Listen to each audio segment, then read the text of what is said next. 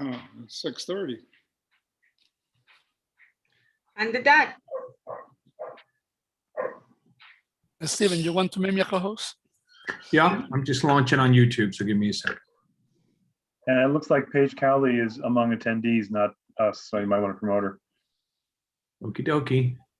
Let me make you guys both co-host first, so you can help out. Just give me a couple secs. Okay, this works. Oh, that's nice. Okay.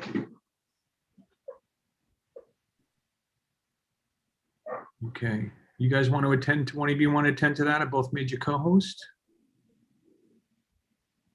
I got it. Great. And I just want to keep an eye out.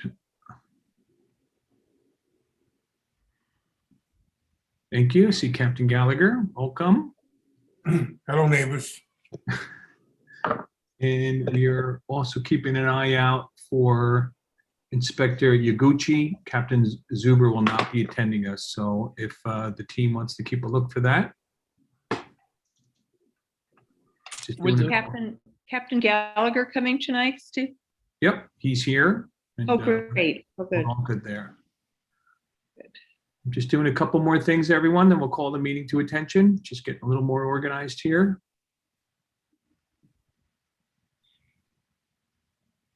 A few more people coming in.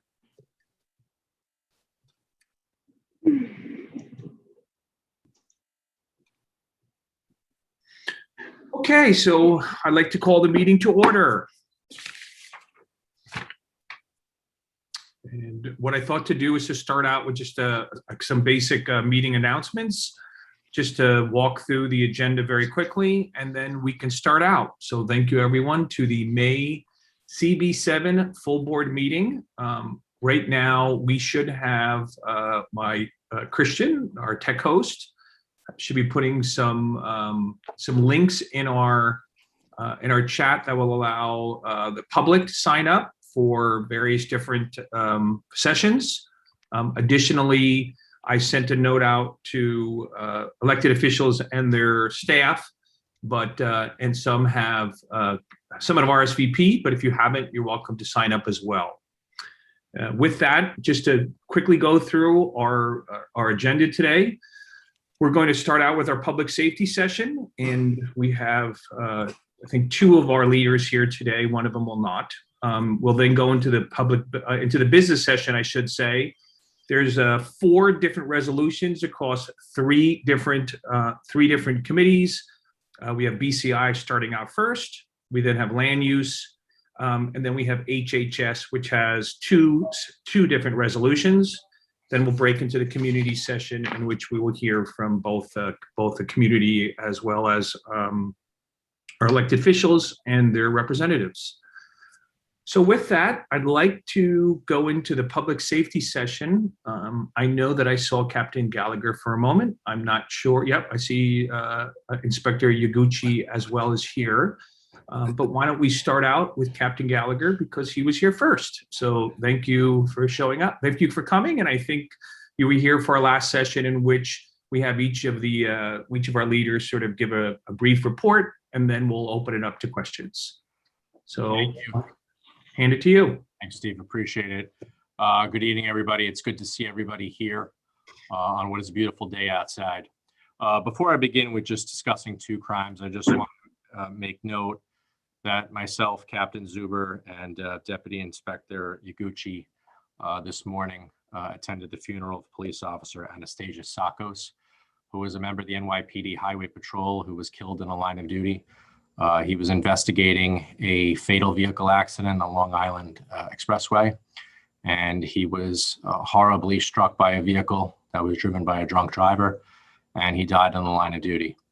And on behalf of the Central Park Precinct, I know Inspector Yaguchi and Captain Zuber, we want to recognize his family and his sacrifice to the people of New York. Police Officer Sakos is one of thousands of people who wear this blue uniform every day and go out and do a very difficult job to keep everyone safe. And I just ask that you remember him and his family in your thoughts and prayers as the days go by. God bless the Sakos family. Two issues that I'd like to talk about, two pretty serious crimes that we've had in Central Park recently. First and foremost, on Friday night, we have a sexual assault investigation in the North Woods that I think many of you may have read in the paper. Two individuals were in the North Woods. They were ingesting narcotics, and one of them, we believe, sexually assaulted the other. We currently have an investigation into that matter. Both individuals are known to each other. It's not a situation in which a stranger came and attacked somebody. The person knows the other person, and we are currently doing an investigation into that. The second one is Friday morning. We had a robbery. Also, an interesting, worth point of discussion. At the corner of 72nd Street and Central Park West, we have an individual who is attempting to sell a bicycle. He asks another individual for money. That person refuses. That person, the perpetrator, follows the person into the park and robs them. We have that as an open investigation as well. So those are two pretty important crimes and pretty important investigations that we are really focusing on right now. Obviously, sexual assault and robbery are some of the most serious crimes a human being can commit. And we obviously do not want that to happen in the park. And we look forward to apprehending all the individuals responsible for those two very important crimes. I think I would be remiss if I don't mention something that I think is a little positive for members of the board to know about. The park is currently receiving an electric charging station for a series of electric police cars. So I hope at the next couple of meetings to be able to talk in detail about how that works and what it is, but I'm looking forward to actually having at least two vehicles in the park, hopefully more, that are not powered by gas, but are powered by electricity from the station house.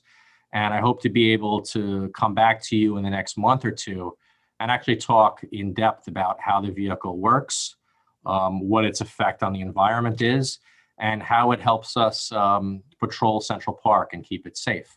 So I'll try to find out some greater details about the intricacies and how the power works so that I can talk in depth. But I know that I've had several questions in the past, not just here from this community board, but other community boards about vehicles and their impact on the environment. And I'm happy to report that hopefully in the next month or two, we'll be able to have some good discussion about some new vehicles in the park. The way I've been told about it, that it's not just Central Park that will have this. I think that there are other station houses around the city that are going to get that. But we currently have construction right in front of the station house. In fact, right next to my own parking spot, where the electric charging station is being put in. So I look forward to explaining how that works and maybe taking a couple people on a ride along in the first electric car in Central Park. With that, I'd be happy to take any questions, comments, or concerns anybody has about safety in the park, or turn it over to Inspector Yaguchi, whatever you prefer, Steve. Thank you, Captain Gallagher. I think, yeah, we'll have Deputy Inspector Yaguchi go, and then we'll have him ask both of you questions. And Sure. I just want to acknowledge, thank you for bringing up the car. I know that when you presented in our Parks Environmental Committee that was a question. I believe that you're actually going to be talking about that at a future meeting as well. And there may be some questions, but I think everyone, that's a great idea. And again, I know that it was a concern there, so good news. So I would like to then have Deputy Inspector Yaguchi. Would you give your report? Good evening, everybody. I just want to thank Captain Gallagher for those words for Officer Sakos. I saw Captain Gallagher at the funeral out in Long Island today. I attended the funeral today with some of our rookie officers. It was their first time going to a cop's funeral. For myself and for Captain Gallagher, unfortunately, I've been to a number of them. And no matter how many you attend, affects you on how much the family of that officer is left without. So I too just wanted to recognize Officer Sakos and his family and thank him for his service and his sacrifice. Just in regards to 2-4, we had a relatively quiet April, but seems like May has been a little bit more busier than what we had in April. We started off with the shooting on Sunday, Saturday night into Sunday, I should say, where 2 males were shot at 104th Street and Amsterdam Avenue. The investigation is still in its early stages.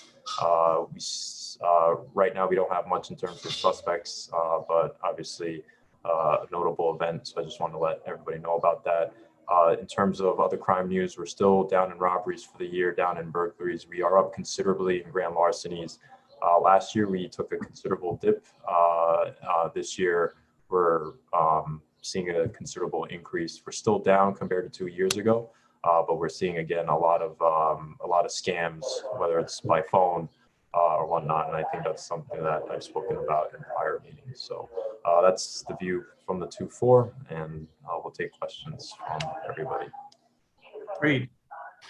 Okay, so there's a couple hands risen, and Christian, you let me know if any of the community as well afterwards, but I will call Shelley Fine. Okay, this is for Inspector Iguchi. It's two blocks from my house where the shooting took place. I was told by local people that the 2 young men who were shot were from Douglas houses, and that people somehow knew that the shooter knew those individuals. Is there any information that's fact on that? That part we don't know.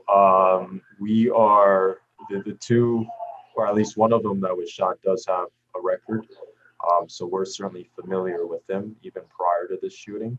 In terms of whether or not he was targeted or if he knew the individuals involved, that I can't say for sure. Thank you.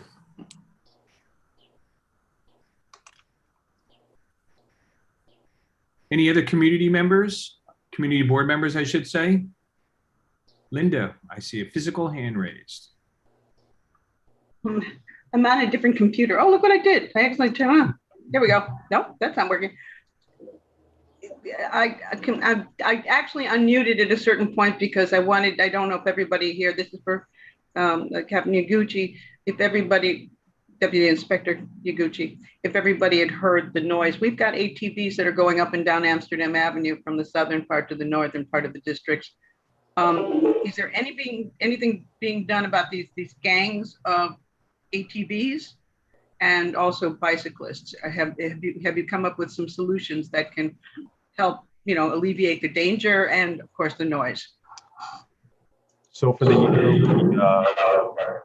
year, we have 3 seizures of bikes. We were able to make 3 arrests and seize 3 bikes. I know with the amount of calls and the amount of bikes that you see going up Amsterdam or going down CPW, Central Park West, that seems like a very low number, but those are points where the cops felt like it was safe enough, both for the members of the public, the individual on the bikes, and for them to kind of safely apprehend them. So we are, when we can, trying to apprehend these individuals. So far we have 3 this year. In terms of what else are we doing, we're trying our best to, with the help of all the calls that we're getting from all of you, trying to document these incidents and trying to identify these individuals in a different way and try to apprehend them in a different way. So we are trying, but like I've said at many meetings before, it creates a significant risk, not just for our cops, but for the public at large too. Once we begin the process of chasing, the number of events that could happen is beyond. We don't know what could happen in terms of causation and whatnot. So we just have to be really careful about when we decide to engage these individuals. So that's on the minds of, it's definitely certainly on my mind when I instruct my cops to deal with these issues. We're not trying to minimize it. We see the number of calls that are coming in, and they are certainly helpful. 911 calls, 311 calls. If there's certainly really not an issue in this command, but I know in other precincts, they provide information to the police about where these bikes may be stored. So if you have information about that, I know there are most of these individuals that are riding through the commands are usually from outside the precinct, but we do know we have some local individuals that do ride their bikes up and down some streets. So if any of you have any information about where they're stored, that certainly would be helpful. In fact, our last arrest, that was a direct 911 call about an individual that had a dirt bike behind a certain building. Our officers responded, they encountered the individual, they were able to arrest him and also seize the bike. So any kind of information like that would be, any kind of specific information like that would certainly be helpful. I want to clarify something. We see the kids, the teenagers with the bicyclists on Broadway, and you have to wait for some lights. And I know nobody's going to cross there. They don't want to get hurt.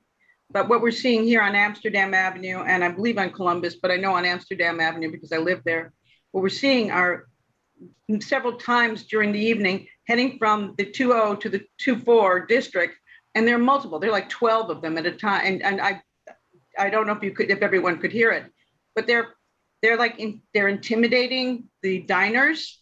You can't cross the street, obviously, and they're motorized. You're right. They're ATVs. They're motorized, souped up, motorcycles. And I don't want to give away too much in terms of what kind of investigative techniques we're doing on the side. I know Captain Gallagher mentioned in the last meeting about Manhattan, our Manhattan North Borough. They set up officers on the bridges entering Manhattan to try to discourage some of these bikers from even entering Manhattan. I mean, that's just one tactic to use against this. But we are trying to identify these individuals in other ways and try to apprehend them in different ways that doesn't put the public at risk. Right, So, they could climb on the side. I just want you to know that this is a topic of a concern, not just for our 3 commands in the Upper West Side, but also at the higher levels as well, and try to address the citywide issue about the ATVs and the dangers that they pose. So I know it's very frustrating for all of you, frustrating for all of us, obviously, in terms of limited action that we can take. But please do know that we are trying our best to try to deal with this in a safe way, but also address all of your frustrations as well. Thank you very much, Deputy Inspector Yaguchi. Doug, do you want to, I have a sense of your question, but perhaps. Yes, please. I just would like to tag team a little bit with what Linda said, and I'd like to add a little bit more information that I've become aware of. I also understand that a lot of these rogue members are actually cutting off traffic on 9A, the West Side Highway, and they are using that as a sort of a playground. Additionally, I understand that there have been reports, and perhaps Captain Gallagher can mention this, that they've been riding up on the bridle path around Central Park and ripping up the grass. I personally observed 3 nights ago, and I videotaped it, 71 vehicles. I know that because I painstakingly slowed down the video. 71 vehicles going north on 73rd. With my human eye, in my limited vision, could see that they went through 6 red lights. 71, times 6 red lights is 426 red light infractions. And that's just what I saw with my eyes. Of course, they went up Columbus, down up Amsterdam, down Columbus. They're on Broadway. So I just want to note, in case you're not aware, and I have great respect, ultimate respect for the NYPD, but the special, I believe it's the public safety officer of Newark, New Jersey, had a program where they announced that they had unconventional methods where they, through social media, through undercover police, through the drones, helicopters, that they've apprehended quite a number of vehicles and individuals, and I would encourage us to do the same. And thank you, Doug. Yeah, thank you, Doug. If I could just comment, if that's okay. One of the things that we do frequently, and if we're talking about the same group, which I think we are, a few nights ago, I was the Manhattan North duty captain, so we take turns being in charge of 59th Street to 207th Street as captains. And there was a large, I'm sure we're talking about the same group. There was a call into a helicopter. That group went all around Manhattan North, the 19th, the 20, the Park, the 24. I'm sure we're talking about the same group. And there was a helicopter tracking them. That is the most effective way, I think, that we have to do this. I'm sure you've all heard us talk about how dangerous it is for us and the public to get in a vehicle pursuit. The helicopter is a very effective way of doing this. The other thing too is, I know it's frustrating, but this is precisely the type of crime that will be solved by an investigation, as opposed to a uniformed patrol officer catching them in the act. Thank you. Great. Rich Robbins. Yeah, not to pile on here, and this might be restating the obvious, and totally appreciate what you're doing and recognize, there is the public safety element to it, and a high-speed chase doesn't serve anyone's benefit. Concern, obviously, they're motorized vehicles, they're going at high speed, they're very loud, and it just conveys this feeling of lawlessness. And obviously that has to be balanced with, definitely wouldn't want to put either officers or the general public at risk, but wondering what can be done to, especially on an island where they can be cut off, just to apprehend them, maybe at the bridges, or just to and also another question is there anything in the law that's preventing further action? Like, is something needed at the DMV side to make it easier to keep their vehicles, or anything on that side if they're driving motor vehicles that aren't licensed? In terms of the DMV side, I'm not sure. Like if we went to the DMV and said, hey, this individual we just arrested for recklessly, operating an ATV, I don't know what their action is. Maybe that's something that we should kind of consider. But I don't know how much of that would be regulation and how much of that would be law in terms of what we can take, what privileges we can take away from certain people. Would that have to be a written law, or would that have to be a regulation for the DMV's part? But that's certainly something we can ask DMV about.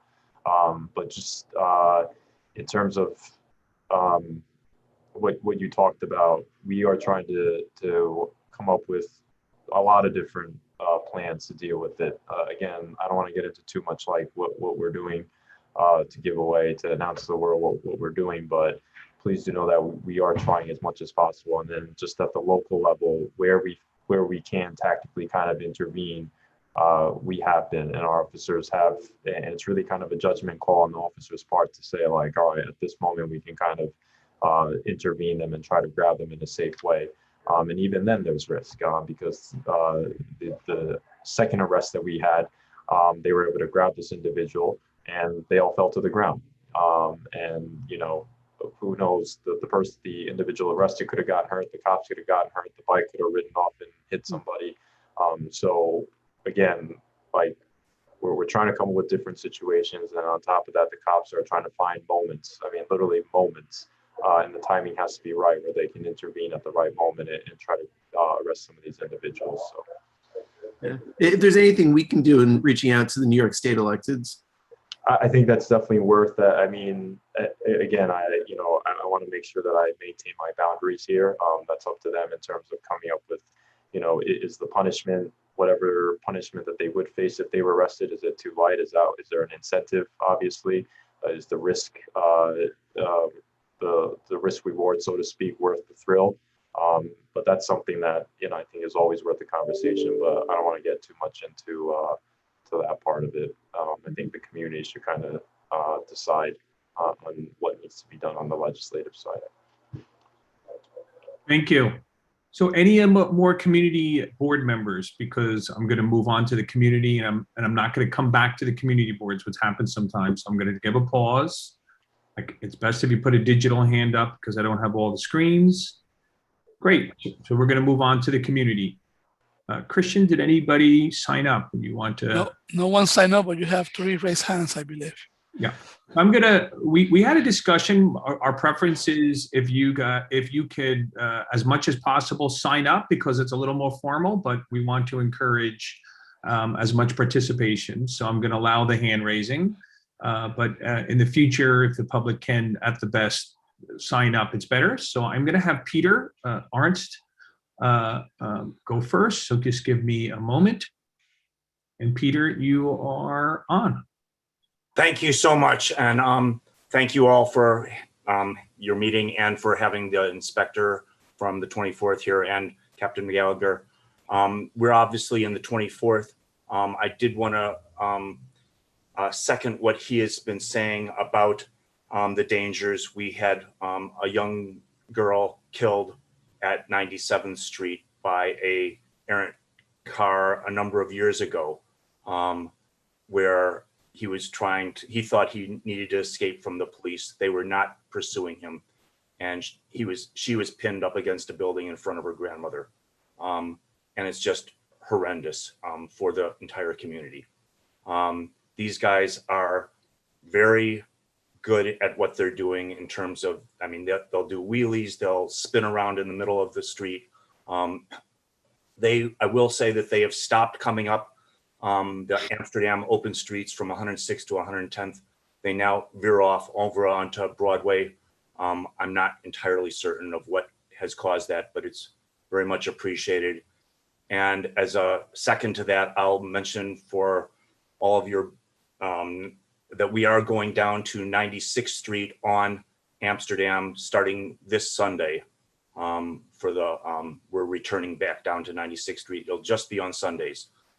This is after talking with Deputy Inspector Yaguchi, and really appreciate his willingness to work with us on this. And then 2 weeks from now, probably on a Sunday, we'll start doing Columbus from 110th to 106th on both Saturdays and Sundays. But we'll start with a Sunday where it's a little bit less traffic.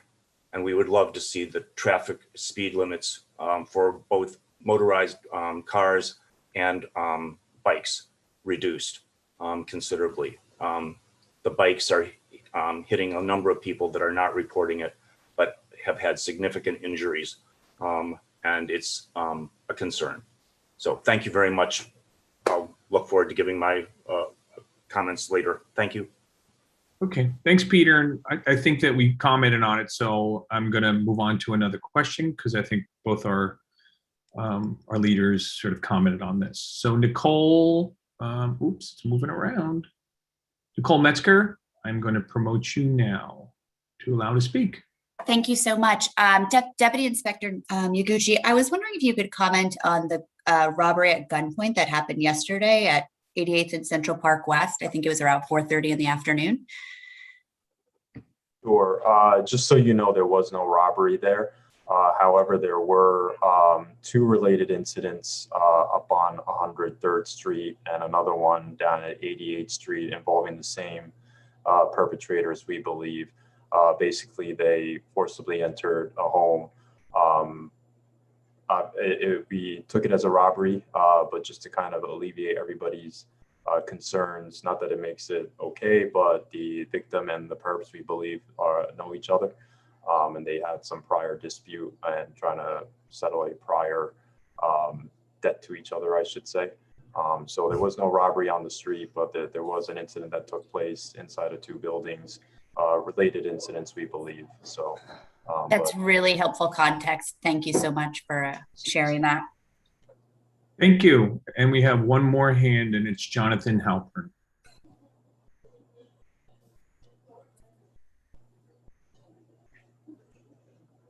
Oh, I think I did it. Jonathan, you just need to unmute yourself. Okay, there we go. I got the signal. Can everyone hear me? Yes. Thanks very much. I have three public safety issues, two in the park. One's been touched on already. They're outside. I'm a resident on 96th Street. And one, a very unfortunate incident. It turned out okay regarding unleashed, uncontrolled dogs in Central Park. I had a beautiful Wednesday morning. This is 2 weeks ago, finished a great run around the reservoir, was walking on the walk, a paved walk on the west side of the tennis courts around 94th Street to the east of the bridle path and east of the drive. and total, so before 9 a.m., I think in a designated area for unleashed dogs, but I was totally blindsided.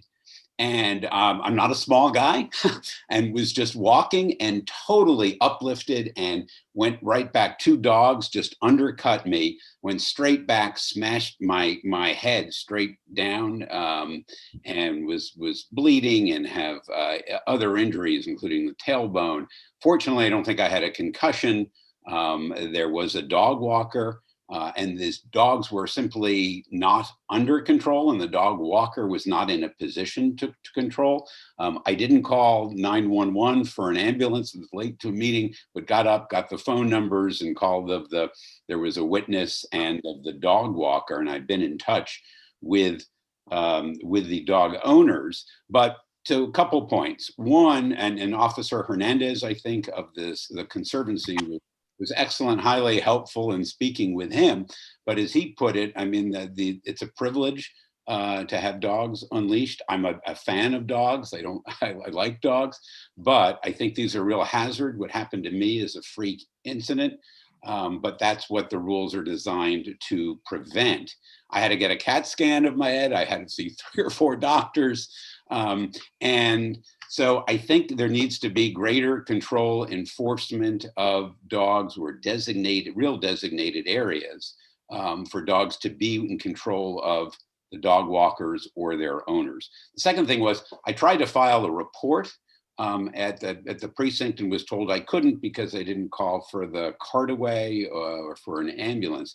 And I just thought I wanted to bring it to the community board's attention, in the event, 1, for this larger issue, and 2, if these dogs were part of an incident again, and there's no way to do that other than to present it here. So I raised that. I think there's serious issues concerning unleashed, uncontrolled dogs and the enforcement of that. So that's the first issue. I don't know if there's any comment or anything to address. Absolutely. First, Jonathan, I'm glad you're okay. Most importantly, I certainly love dogs, but as well as you do. But I know that they can bite and they can hurt people. One of the things that the Parks Enforcement Patrol, which are additional peace officers that are inside the park, they have really taken kind of the lead on enforcing dogs off the leash. I know that they've done 2 operations in the last week, writing summonses to individuals who did not have their dog off the leash. I know that may be cold comfort after this incident happened to you, but it is definitely something that is being addressed.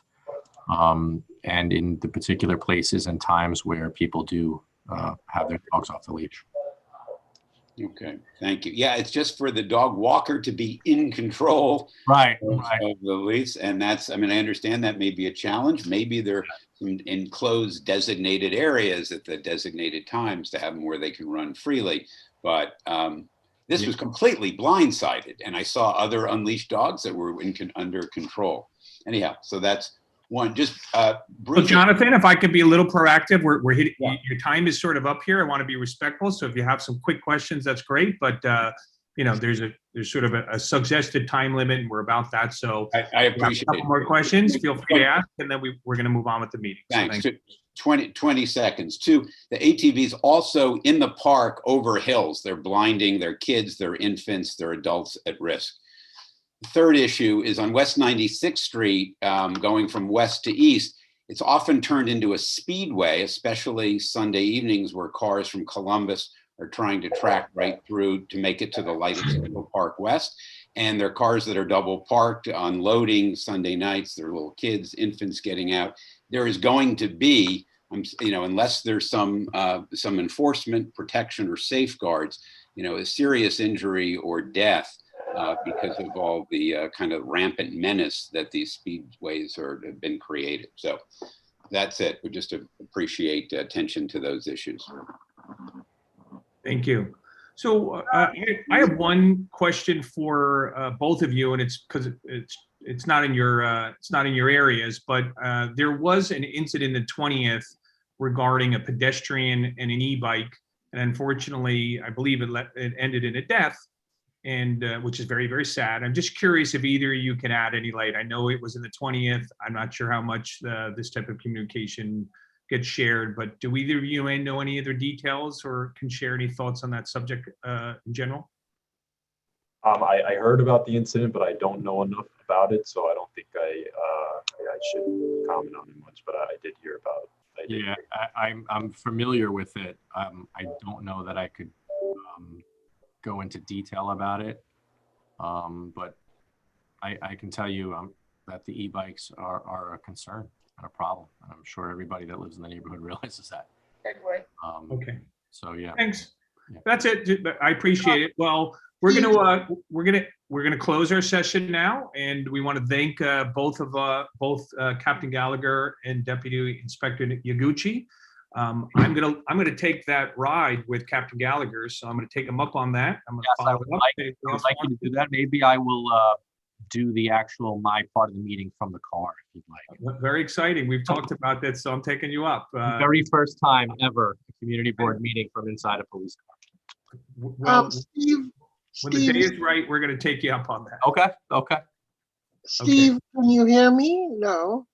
I can hear you, Blanche. Oh, I have a question while we're talking about dog walkers.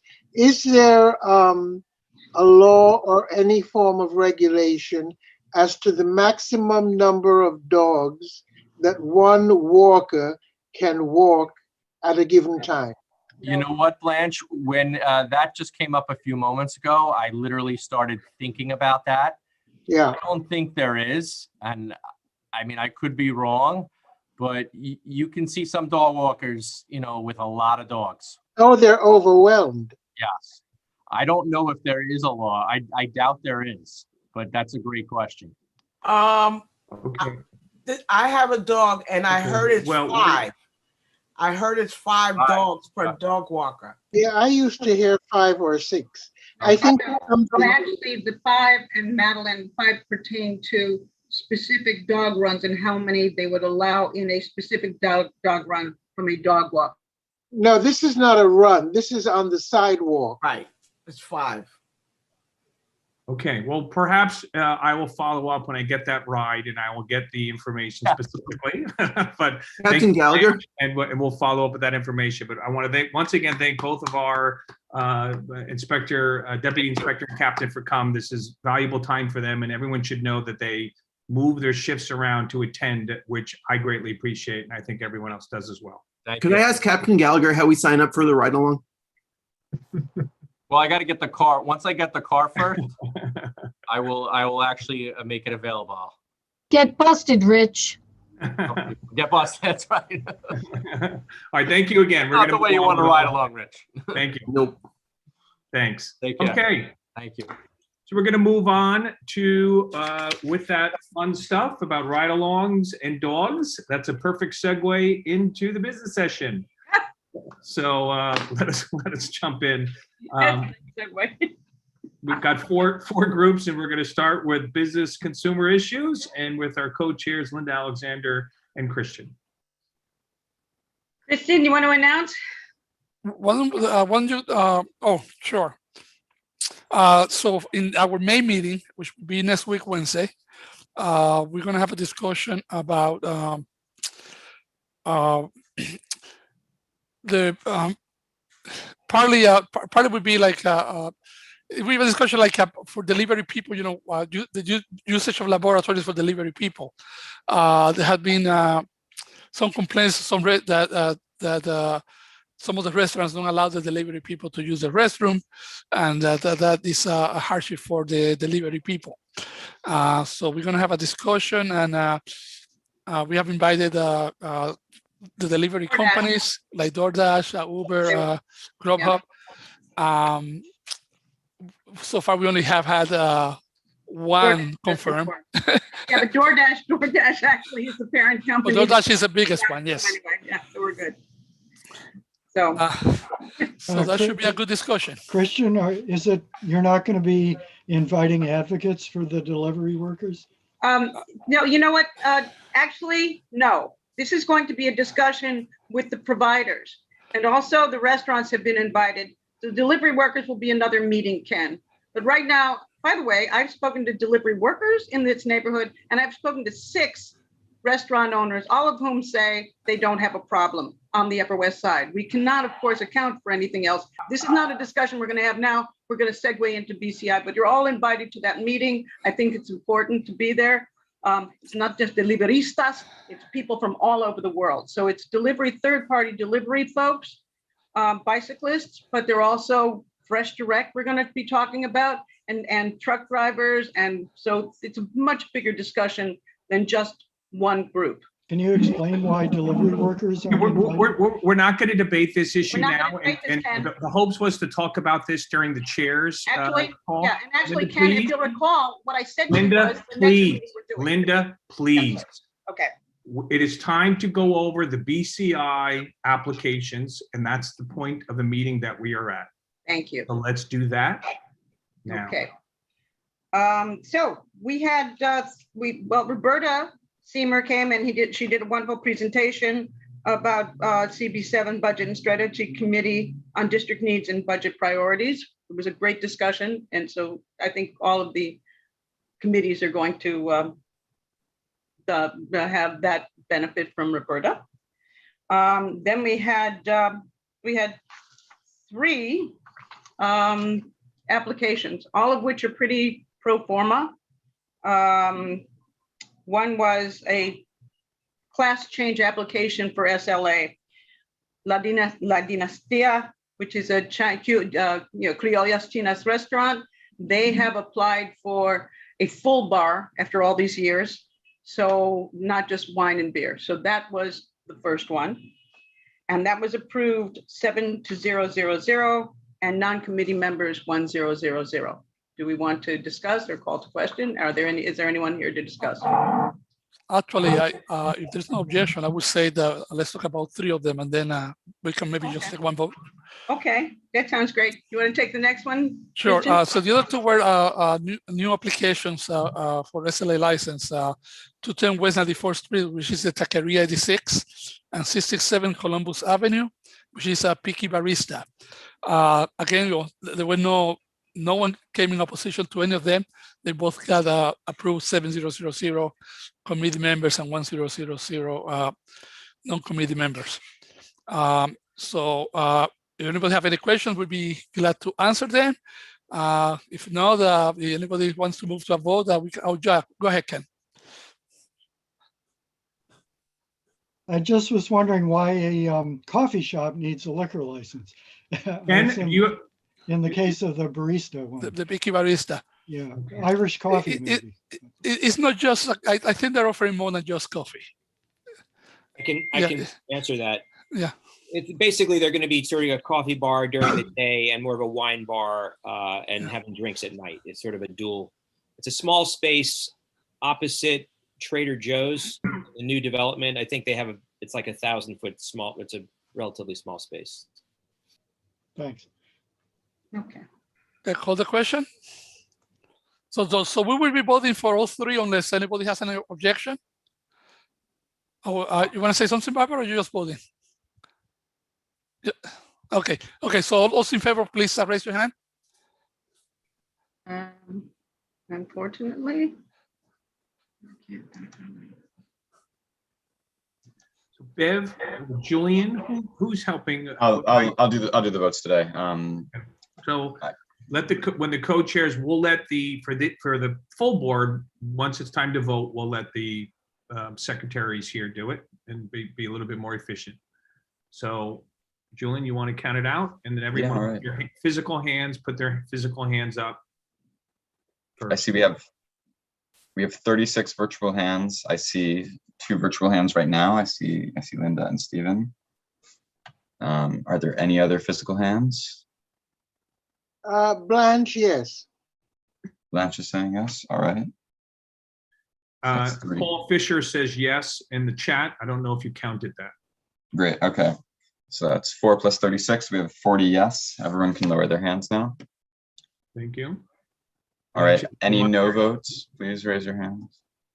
Just a reminder, don't lower your hands, actually. Julian, you should lower because it makes the reverse action. I'm not a I've been doing this. leader, so I know, yeah, I right? think Christian's doing it. Yeah, thank you, Christian. Yeah. Yeah, So it'll be lowered for you, so you don't have to lower it yourself. Yes, exactly. So All right. Everyone, we're now on to no's. No votes. Yeah. Don't see any no votes. Moving on to abstentions. Anyone abstaining? All right. Seeing no one. Anyone not voting due to cause? Ineligible due to cause? All right. The vote is 40-0-0-0. Thank you. I just want to remind everyone, don't forget to vote on the form. Yeah. And again, next Wednesday night will be one group of stakeholders, and then the following month, and we'll be talking to the actual delivery people.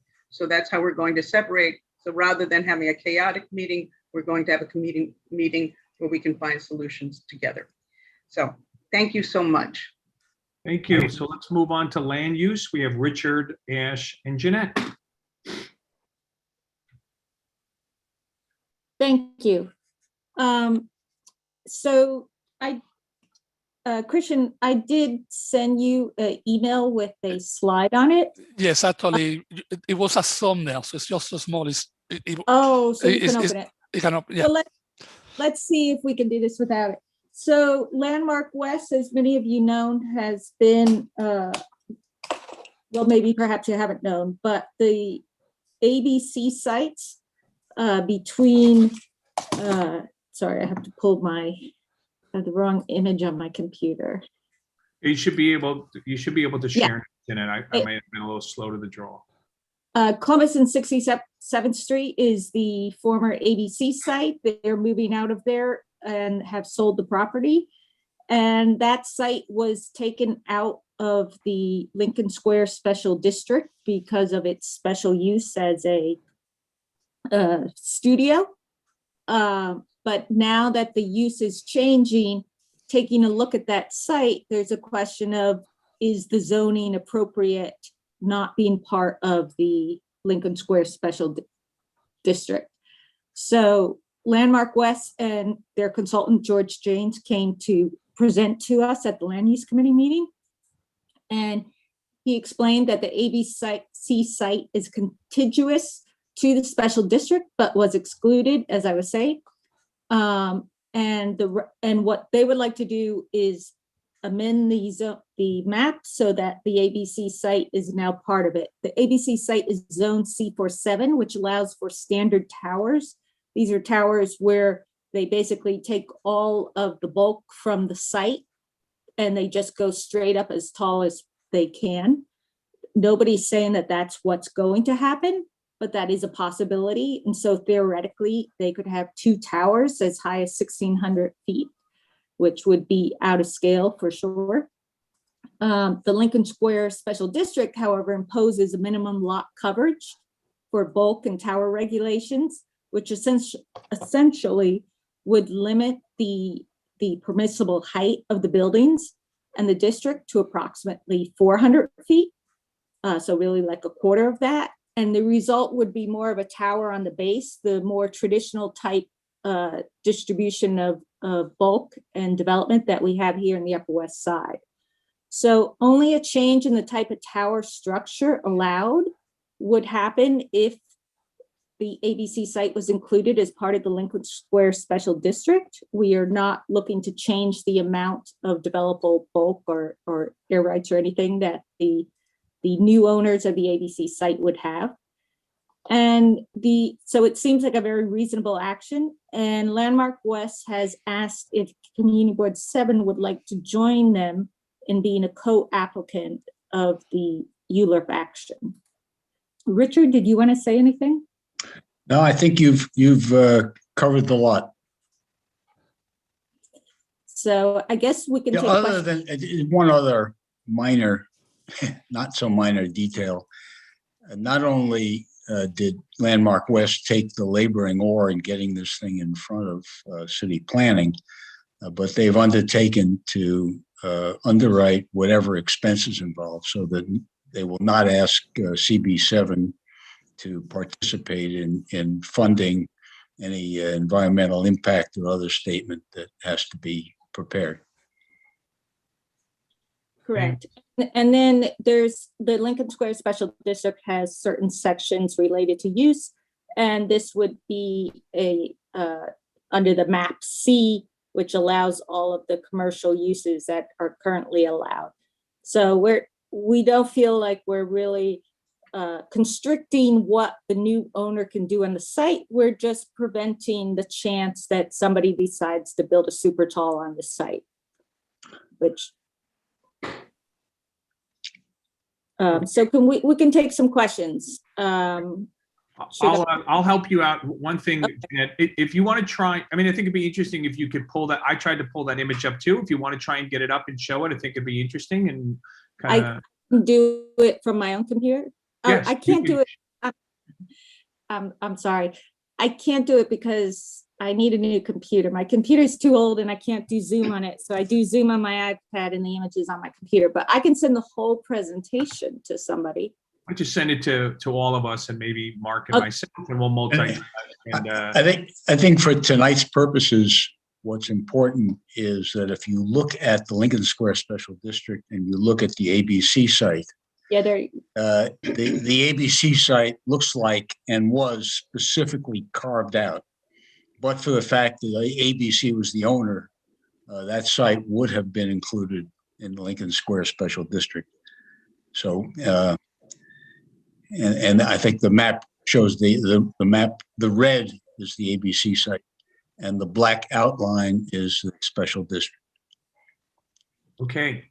So we're going to go Shelley, Jay, then Howard. That's what I see right now on my screen. So. Okay. Richard just made the first point that I wanted to make, that and to emphasize, had ABC not been planning to come there, that area would have been included in the special district. It was only for the uses of ABC. So there's no controversy as to having it included now, because the new purpose is unknown and it's not the special purpose that was intended in excluding it.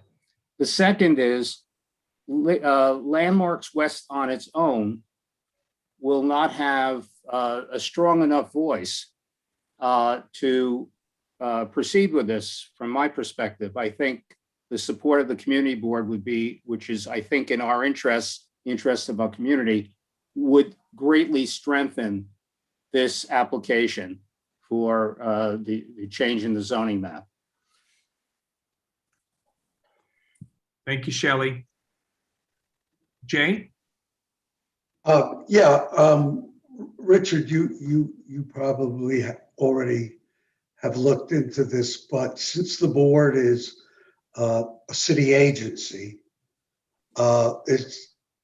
can we independently join a legal proceeding without some kind of additional authority from the city? Jay, we can't join a legal proceeding. There was a ruling, I don't know, 30 years ago, that because we're a city agency, we can't participate in any kind of lawsuit without being represented by corp counsel. But the zoning resolution and the charter specifically provide for community boards to be able to do, for example, 197A applications. It's not a legal proceeding. It's just an application to the Landmark Commission to the City Planning Commission, right, to amend the zoning resolution, and there's no legal impediment. Okay, thanks. Thanks. And everyone should see the visual up. That's a little more clear if anybody has any questions. And I will move on to Howard. Thanks for the presentation. I was wondering, just had a couple of actual questions. Would including it in the special district in any way reduce the number of square feet they can build? No.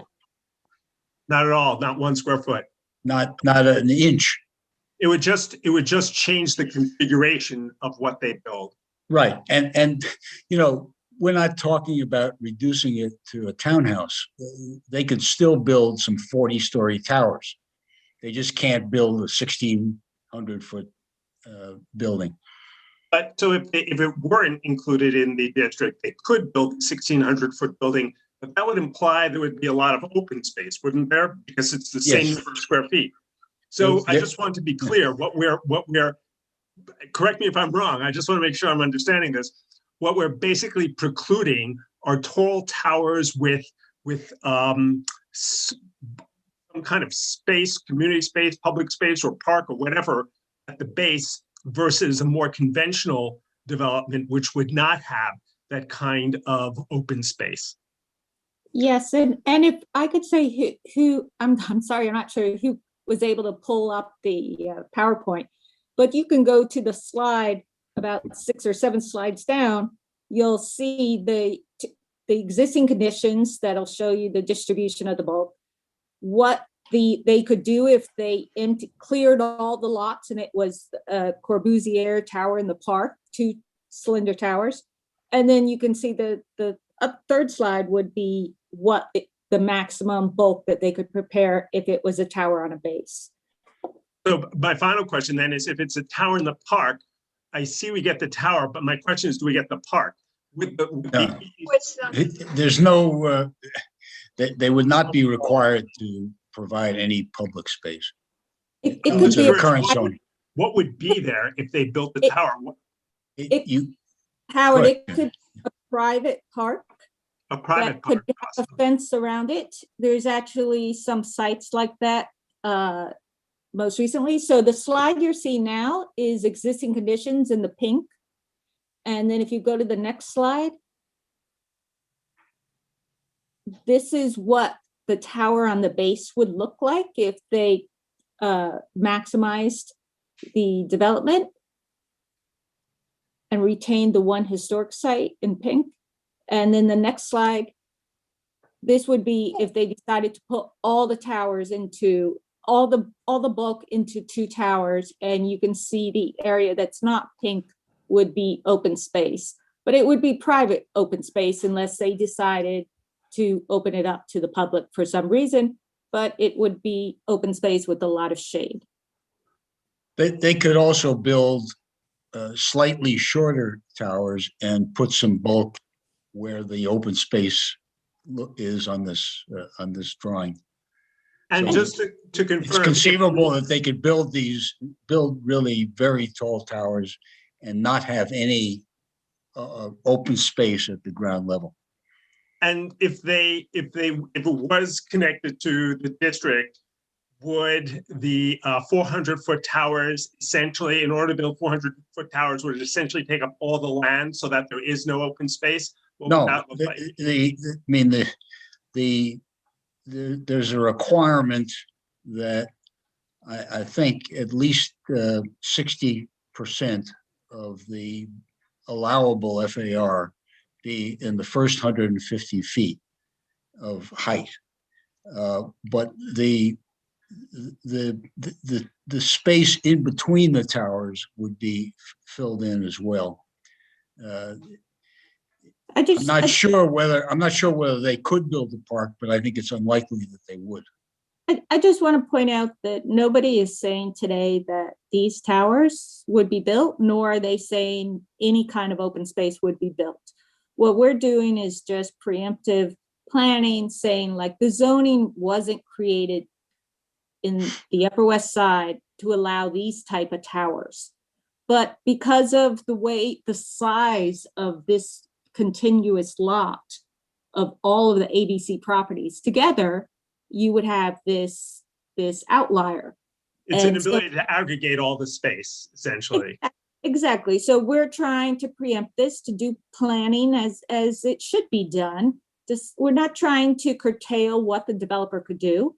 And certainly if there's advocates for open space, they can, ask for open space. But right now, the developer has a lot of options, and this is one option that we're looking to take away. The two I'd Thanks, like to make a statement. Do we have any actual information of any kind as to what the intent of the development is? The answer is no. We met with the developer about a year or so ago informally, and they have no plans and probably won't have any plans, or at least none that they're disclosing for a few years. The ABC has the right to occupy the space for at least another 3 years. So we can't get any information from the developer. It could be that if this zoning amendment is certified by city planning, that the developer will come in and say, we don't intend to do this, and this is what we intend to do, and we're willing to enter into some kind of a restricted declaration that we won't do it. But right now, we have the luxury of a few years to see if we can guard against the worst case scenario.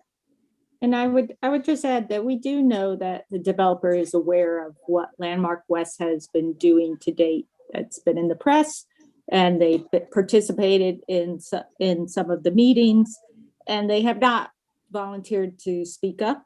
We have not reached out to them. So the only downside to the developer is we are eliminating this one option, but this may not be feasible or the best option for the developer regardless. So we have some other hands raised. I'd like to go. I did want to claim one thing though, that although this was well noticed, so we put this up well in time and it was noticed for the public, and I want to make sure that that is made clear. Peter, thank you for being patient. You're up now. Yeah, I want to make one important point.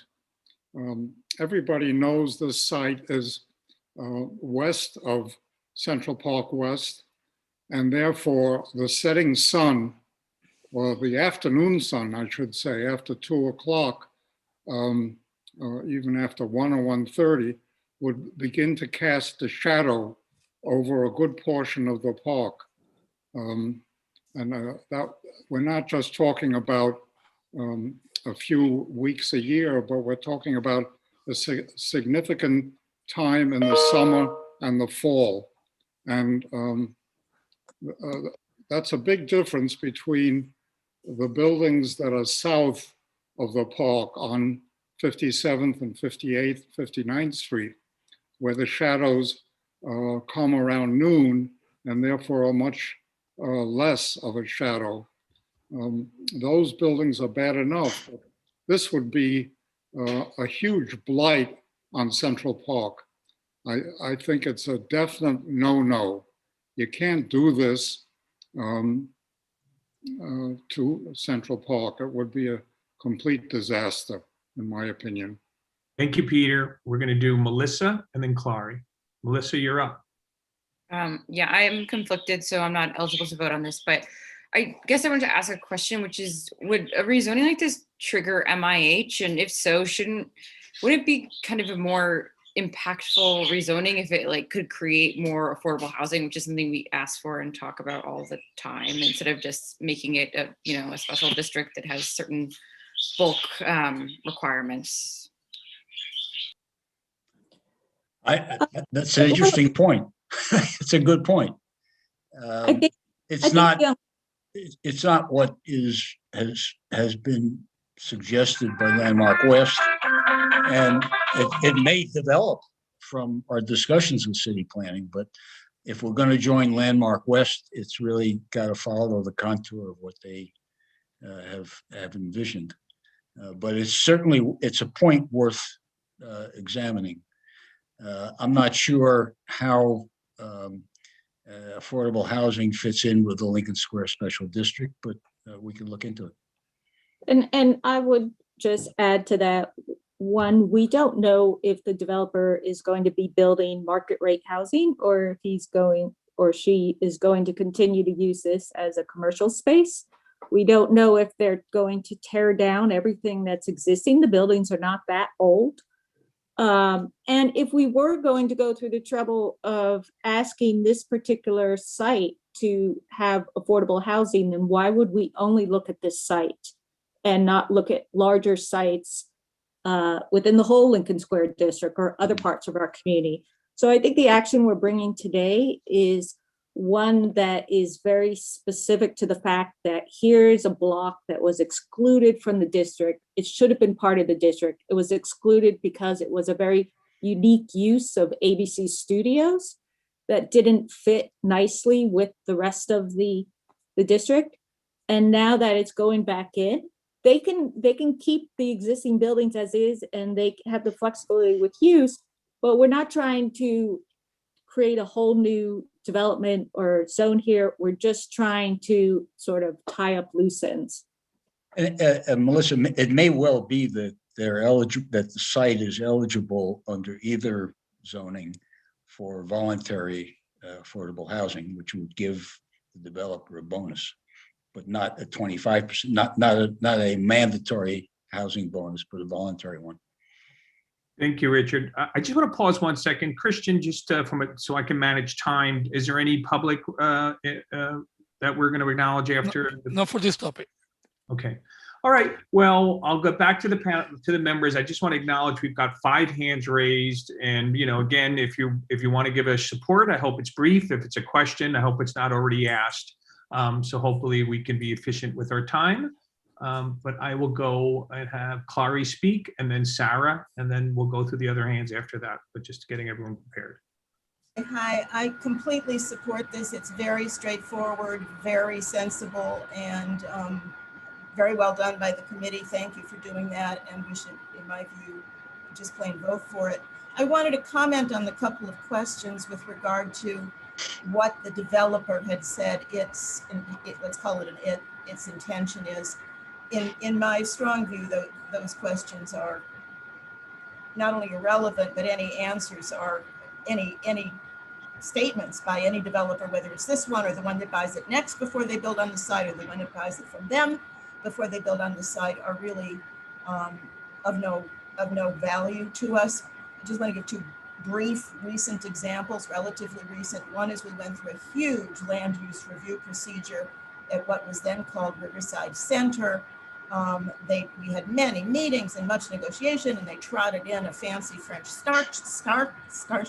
architect and presented a vision of architecture and et cetera, and parkland. And by the time the site went through some more developers and finally got built, it's completely different from what we saw.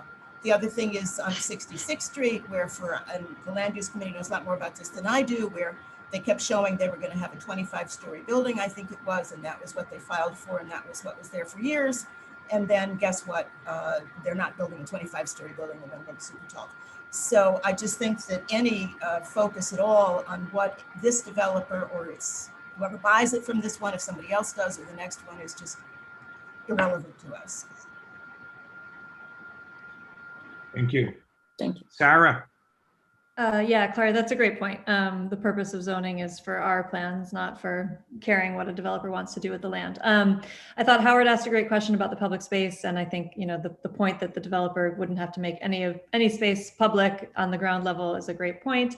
And I had also wanted to ask the question that Melissa asked, so I'll just highlight it again. I understand that this is a special case, but we see from this case that a rezoning is difficult and time consuming and laborious. So if we're going through the process, I would encourage us to ask that question about affordability and add it if we can. I think, to Melissa's point, the lack of affordable housing in the district is something we talk about all the time. So if we have an opportunity to add an affordability requirement, I'd love to see us do so, but generally I'm supportive. Thanks. I would just say also on the issue of, if we're talking about affordable housing, then we're talking about the use of the site. And this application is not about the use so much as it's about the bulk distribution. Okay. Thank you for clarifying, and thank you, Sarah. We're going to have Paige and we have Louisa after that. And we have more hands up. I just want to, I'm conflicted, so I won't be voting for this, but I just want to say that I became chair of Landmark West about 3.5 years ago, and this was the first priority that we tackled. We didn't want to go in and design something for the community. That would be folly. and particularly because of the pandemic and all the other pressures that we have for housing and maintaining commercial space. The premise was, when we started meeting with city planning 3 years ago, what would be the right thing to do to restore the original underlying zoning? And that's where we started. And that's where city planning guided us, that what we should do is simply, as Richard and Jeanette have said, we just redraw and return to the original zoning that was intended for the Special Square Lincoln Center district. So I just want you to know that we spoke to many planners, and we ended up with George, and he did the two extreme cases. Neither may happen, but we do think that it is appropriate to return this site to its original configuration. Thank you. Thank you, Paige. Louisa? Okay, I agree with the way that Jeanette laid it out. This is mainly a question of form. Do we want 2 tall towers, the possibility of 2 tall towers, or something that is more conversant with the building form as it exists now? And the thing is that if they can do 2 tall towers, most developers make that market rate, certainly above market rate housing. You do not put affordable housing in tall towers that have wonderful views of the city. By lowering it somewhat, you do advance the possibility that there might be affordability. But again, this isn't about uses right now. We're not there yet. This is about form.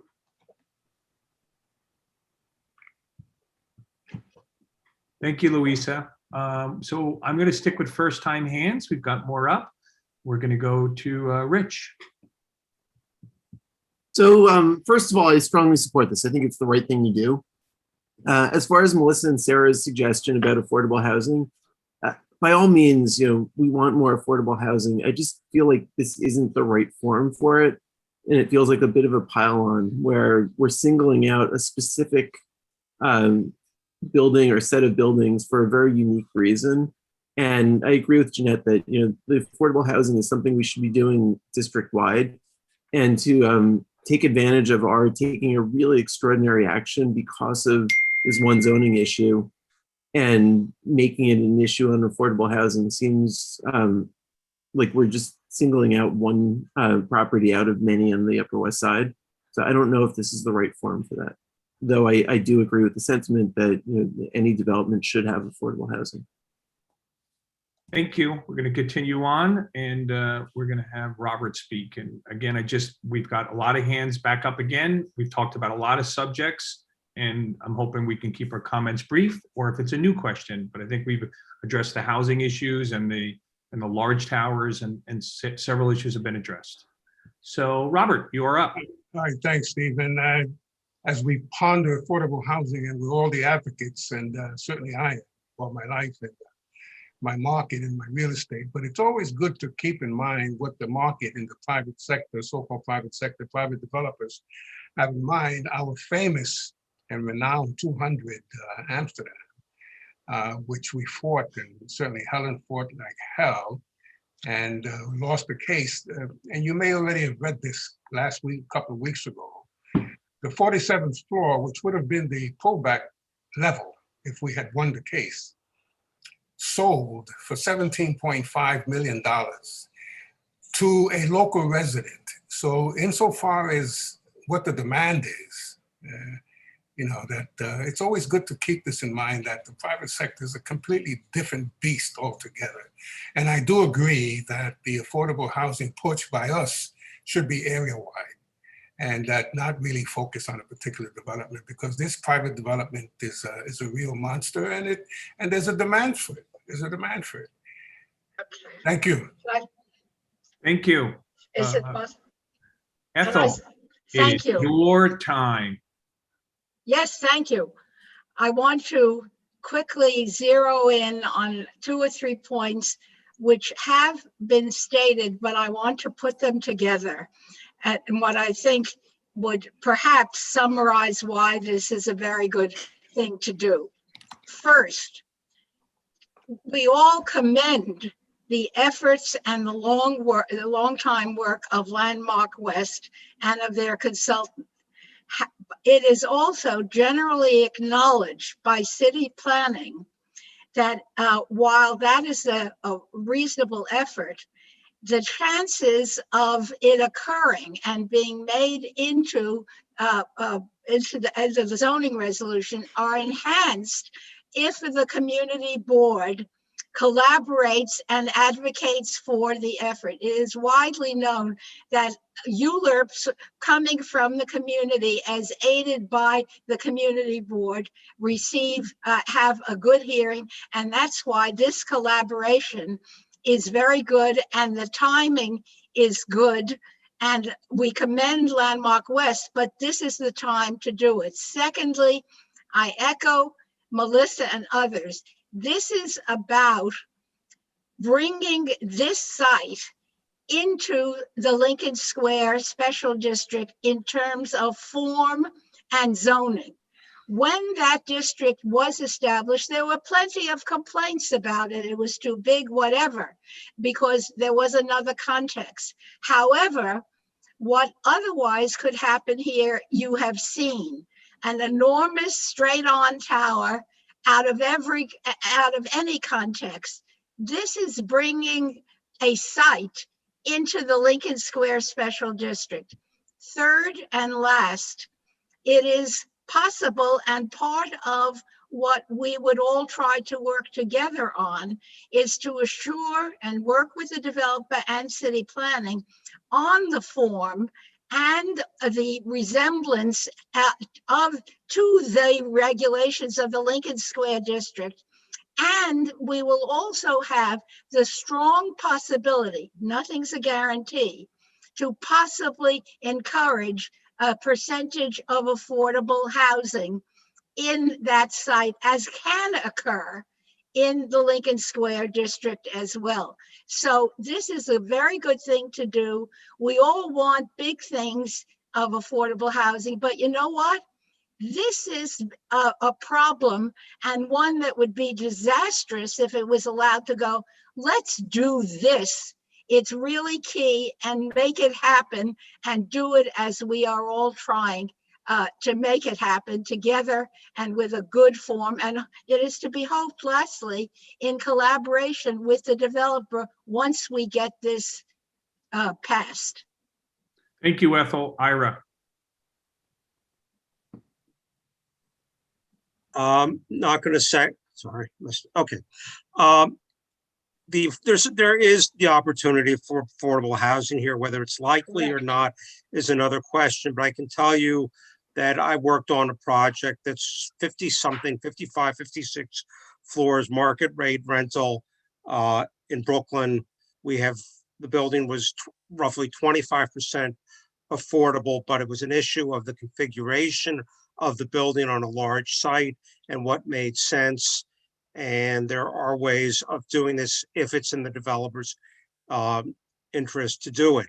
What I'd also say is going from a tower to a tower on a base is relatively a small lift in terms of manipulating the zoning resolution, but it's a really big difference in what we live with in the neighborhood contextually. And it still provides a lot of opportunity for the developer to have a successful building that allows the community to have something that contributes to it. I've done tower on the base too. And you actually do get a lot of these desirable things as both as the neighborhood and the developer. And it's certainly a lot more desirable than the old tower in the park. So I'll leave it at that. Thank you, Ira. Appreciate it. We're going to give 1 second person. Howard, you are it. I hope it's brief because you know. It's 5 words. Has the developer weighed in on this? 5 words. All right. The developer has not officially weighed in on this, no. So we don't know if they're against it or they don't care or whatever. We know when that we met with them, Ethel and Mark and I met with them, I don't know, a year and a half ago. we mentioned the fact that there was a movement afoot to do that. They were non-committal about it. I would be surprised if they supported it, but you never know. But just to clarify, there's been no formal feedback since we've taken the process as of no. Did I hear call the vote? Who said that? Did someone say call the vote? Did I hear that? The vote has been called. Oh my goodness. I call the vote. Several people. Great. So Julian, can you help us do the vote here? All right, all in favor, please raise your virtual hand. And if you cannot raise your virtual hand, please raise your physical one and I will write you down. I see Stephen's hand. I see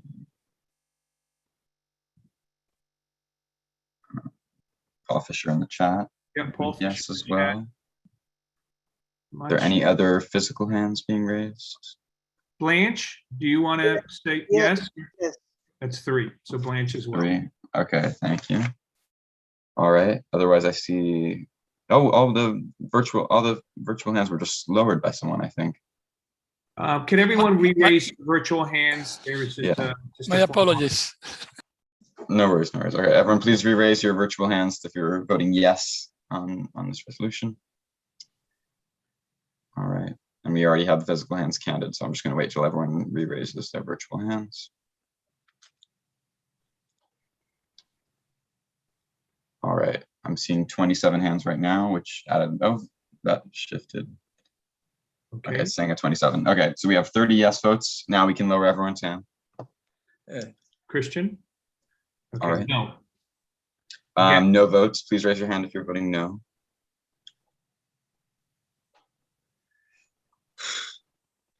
Okay, seeing none, moving to abstentions. Any abstentions? Let's see, 1 virtual abstention. All right. And any ineligible due to cause? Okay, I see 1 there too. So the vote is 30-0 to 1 to 1. I think there are 2. There were 2. I would just pause. Oh, sorry. On the last one because there's some couples. So it's. I see Melissa raising her hand. And is there another ineligible due to cause? I think Paige. Paige. Oh, sorry, I don't see Paige's hand. That's 2. That's my bad. Okay, so sorry. So the final vote is 30-0 to 1 to 2. Thank you. So we're going to move on to HHS. There are 2 resolutions, and I'll hand it to the co-chairs, Shelley Fine and Catherine.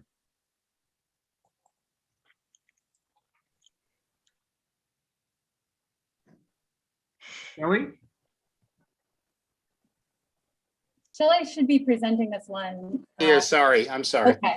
I just want to point out that our resolutions are important and relevant to begin with, but this happens to be Asian American and Pacific Islander Heritage Month, May, and also Mental Health Awareness Month in May. And those are the topics for our two resolutions. I'll take the liberty just to say that in terms of the Asian hate issue, traditionally, there's been a myth of Asians as a model minority, okay, which kind of clouds their history and clouds the fact that 25% of people of Asian descent in New York are living in poverty, and 1 of 2 children from parents of Asian descent are living in poverty in New York City today. Shelley, can I just clarify one thing? Sure. Just so that everyone has the right numbers. The next one is number 4, which is mental health issues that we would vote on. So And I then will, hate crimes okay. is 5. I just don't want to mix people up in terms of. Okay, so should I start with number 4? I think that would just be best, just because it's the numbers. It's fine with me either way. So on mental health, the fact is that we had a wonderful forum with speakers who highlighted the increase in mental health issues throughout our society and the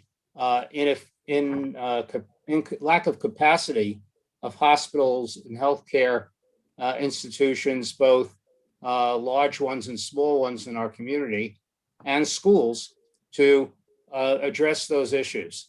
And the fact is that the stigma of mental health is still prevalent in society, and the lack of understanding of mental health issues. So given that these issues, I'm not going to go through all our data, but it's worth reading because understand the troubling nature of this. Our resolution is therefore be resolved that Community Board 7 urges Mayor de Blasio and the New York City Council to invest city budget funds to the following: expand the capacities of hospital and community-based clinics to provide affordable mental health services, to expand community clubhouses as safe spaces, facilities where people with serious and ongoing issues can gather for support and counseling. We're not talking about what exists now, but what could exist. And I know that the mayor in his budget the day after endorsed this. I wonder, maybe he heard it was at our meeting, we didn't know it. Expand the reach of mental health services, including mobile crisis teams, bringing the help directly to the people on the street and where they need it. Increase mental health screening for all patients seeking healthcare. That's not just people with mental health issues coming for healthcare, but healthcare in general. So that should be a part of the intake of some social worker or mental health professional.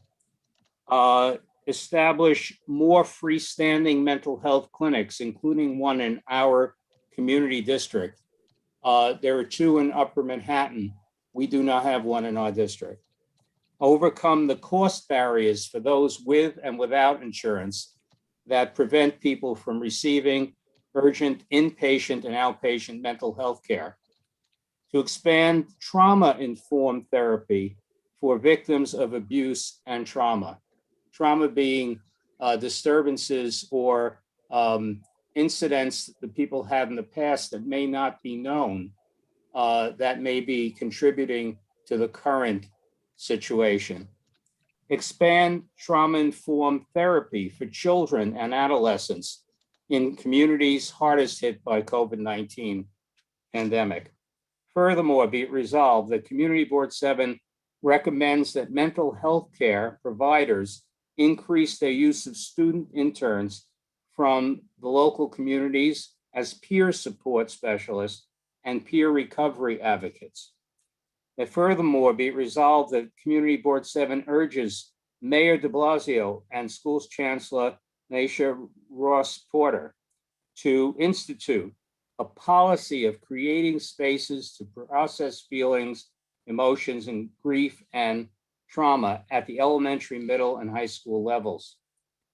Furthermore, be it resolved that Community Board 7 urges the mayor and the chancellor to dedicate funds to social and emotional learning and to institute social and emotional learning as a part of the day-to-day curriculum. And lastly, it should be resolved that we support Mayor de Blasio's plan for the specialist program that will be implemented by the Department of Health and Mental Health in partnership with the Department of Education.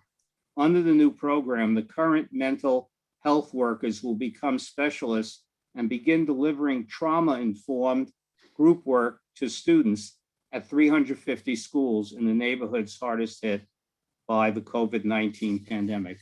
This resolution came out of our forum and the testimony of people who are at the community level involved with mental health issues in our community.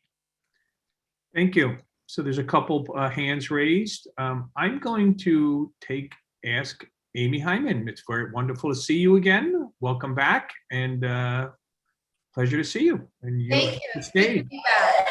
I would just be careful in terms of the social emotional in the schools and delegate money, because money has been delegated, and they launched 3 years ago Stanford and Harmony, which is used on a daily basis in elementary and middle schools. Several of our schools we're a pilot for the program. So we may want to say expand services and continue to delegate money. That might be, you know, a little bit more, because you may read it and just be like, well, we do that, so why should we take it seriously when it is a serious issue? Okay, that's a friendly amendment. Thank you. Thank you, Amy. Let's go on to Christian. I saw your hand up early on as well. You gotta unmute yourself. You're my tech guy and you gotta unmute yourself. I second what Amy said. And in general, I do approve of the resolution. In terms of the schools, I mean, the schools, I can tell you from, so I won't be able to vote on this one because it involves the DOE. But in everything we've been doing through the pandemic with the DOE, social emotional learning and support for mental health is one of the primary priorities right now, and they have been just pouring money into that program. So okay. If I just might respond that. Thank you. I know that's the intention, but how it's going to be done, very little was able to be done through the Zoom learning, and only a third of our students were in school for most of the year. So this is looking forward to the coming time.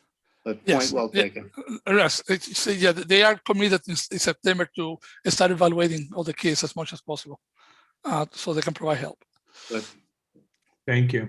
Christian, while you're up, are there any publics for either of these resolutions? No. Thank you. Okay.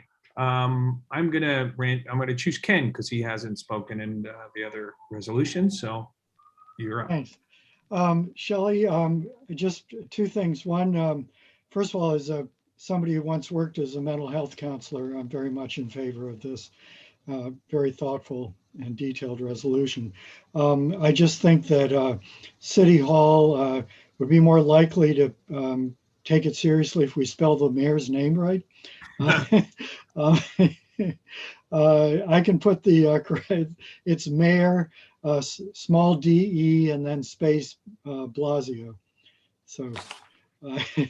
Okay, I've seen it both ways, but we'll check it. Well, I'm going by the New York Times, but okay. They're never wrong. And also, I was wondering if you could say a little bit more about what trauma-informed therapy is. I wasn't familiar with that. Okay, so I'd be glad to. First, what is trauma? So trauma is deeply disturbing or distressing experiences that people have. So the question is, what is involved here? So there's emotional shock, might be following a stressful event, might be a physical injury, which may be something that seems to be an incident in isolation or experience in isolation. But if you, behind it may be previous experiences. For instance, a serious injury, physical injury the child may relate to it or an adult as something someone in their family had or something they had at another time. Or certainly a sexual assault may be in one situation, but it may bring back memory of something that happened before. So when it's trauma informed, it's not just dealing with what you see in front of you, but it's going deeper so that the incident is a part of a larger picture of the history of that person and takes that into consideration, which especially mental health is very important. Thanks. Thank you. Howard? I was wondering if this is in addition to the 800 million that is being spent on Thrive, or this is part of it. I just didn't understand how this dovetailed with the enormous program that is currently underway with regard to mental health. It's a good question. So certain things can be I would hope would come from that budget, which was a separate budget, that certainly I would hope that funds for screening would come from there. But in general, the connection between Thrive and what we see in certain places is nebulous, okay? So therefore, it's where the funds will come from, whether it's a city budget or Thrive, which should be in the city budget, we can't determine at this moment, but the funds are necessary. So that was something hard to discern, but it's a good question. Well, the question is, this is an unprecedented and enormous expenditure, literally unprecedented by municipality in the United States of $800 million. And the early returns of that, there isn't, there's not much a lot of bang for the buck. Again, it's very hard to measure. So I was wondering if it made sense to double down, so to speak, and put more money towards this, as opposed to using this enormous pot of money more effectively. Okay. What we outlined were the things that we think are necessary based upon the testimony we had and the research. The other piece is somewhat of a political piece, okay? What I'd like to see is that the mayor's budget and the city council's budget reflect these services that we're asking for and to advocate for them. The other issue is for, I think, another time, another place, but I certainly sympathize with you thinking on it and the experience New York City has had. Thank you. So the last speaker from our members, and we're going to hopefully vote and go on to the next resolution, is Robert. And Robert, I hope that you can share some brief thoughts. Yeah, I think I want to underscore one of the strong points in the resolution, Sally. It's the conversation we had with, I think it's Dr. Flock from the bridge. Yes, from the dorm. From the dorm, right. And her wish list was the community center concept. And for those of us who worked in mental health rehab, one of the key features and requirements by contract with any patient in the residential program was to participate in what were called the day treatment centers, which are essentially community centers. And essentially the way we grew up in public housing in community centers, except that now we're looking to add the add-ons, mental health service, very casual settings where teens and adolescents, primarily target population we're talking about, can just drop in. And in the old days, we would play ping pong, but there were counselors all over the place. And if you were really advanced, you play pool. And there were games, there was boxing and so on, but it was not just a recreational center, it was a social setting with trained counselors that were available to the family, and the parents would sometimes be called in if the young man or woman, the child would demonstrate or reveal certain kind of issues and so on. So there were interventions. So that's what we're looking for now. But this is the day treatment center model, essentially, so that it's so important, it's such a good resolution. It's so important to keep the historical context in mind, okay? Because we're repurposing things that worked in the past and still work. And we now see that this is an emergency and we've got to put these very same tools to work for our high school students, and no stigma. You go there, you have a good time, you get pizza, you get this and that, and you need to talk to somebody and so on and so forth. So I just wanted to underscore that particular item in the resolution. So it's a very fine resolution. Oh, thank you. Thank you, Robert. We're going to move on and hopefully we'll go to the vote. I'm going to make just one comment, and that is, from my background, there was, if we speak about historically, an incredible de-investment in mental health and specifically facilities 10, 15 years ago. And we have been dealing with that ever since, and specifically it's tied to homelessness. So the idea of investing in mental facilities, to me, is something that that I would support and think it's an investment in the right area, particularly at this time and at this moment. So did somebody call the vote? Call the question, call the question. Great. All right. All in favor, please raise your virtual or physical hands. And let's keep those virtual hands up until Julian says take them down. All right. I My see hand's Stephen. up. Yeah. Paul is I voting see. yes as well, and it's just Blanche. Yes. your vote? Yes. So that's 3 physicals and everyone else is digital as far as I All recall. right. I see 30. Oh, and Seema, are you able to raise your virtual hand? No, you're not. So I Seema to the physical hand list. Okay, so that's 4 physical hands, and I see 29 virtual hands. That's 33 yes votes. Christian, can you lower everyone's hand, please? Thank you. All right, now we're moving on to no votes. Any no votes?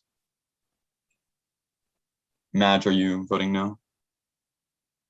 Yes. No, okay. I will lower her Understood, hand. understood. I will Thank lower you. her hand. All right, moving on to abstentions. Are there any abstentions? I see 3 virtual hands, no physical hands. All right. Everyone can lower their hands now. And are there any, anyone is ineligible due to cause?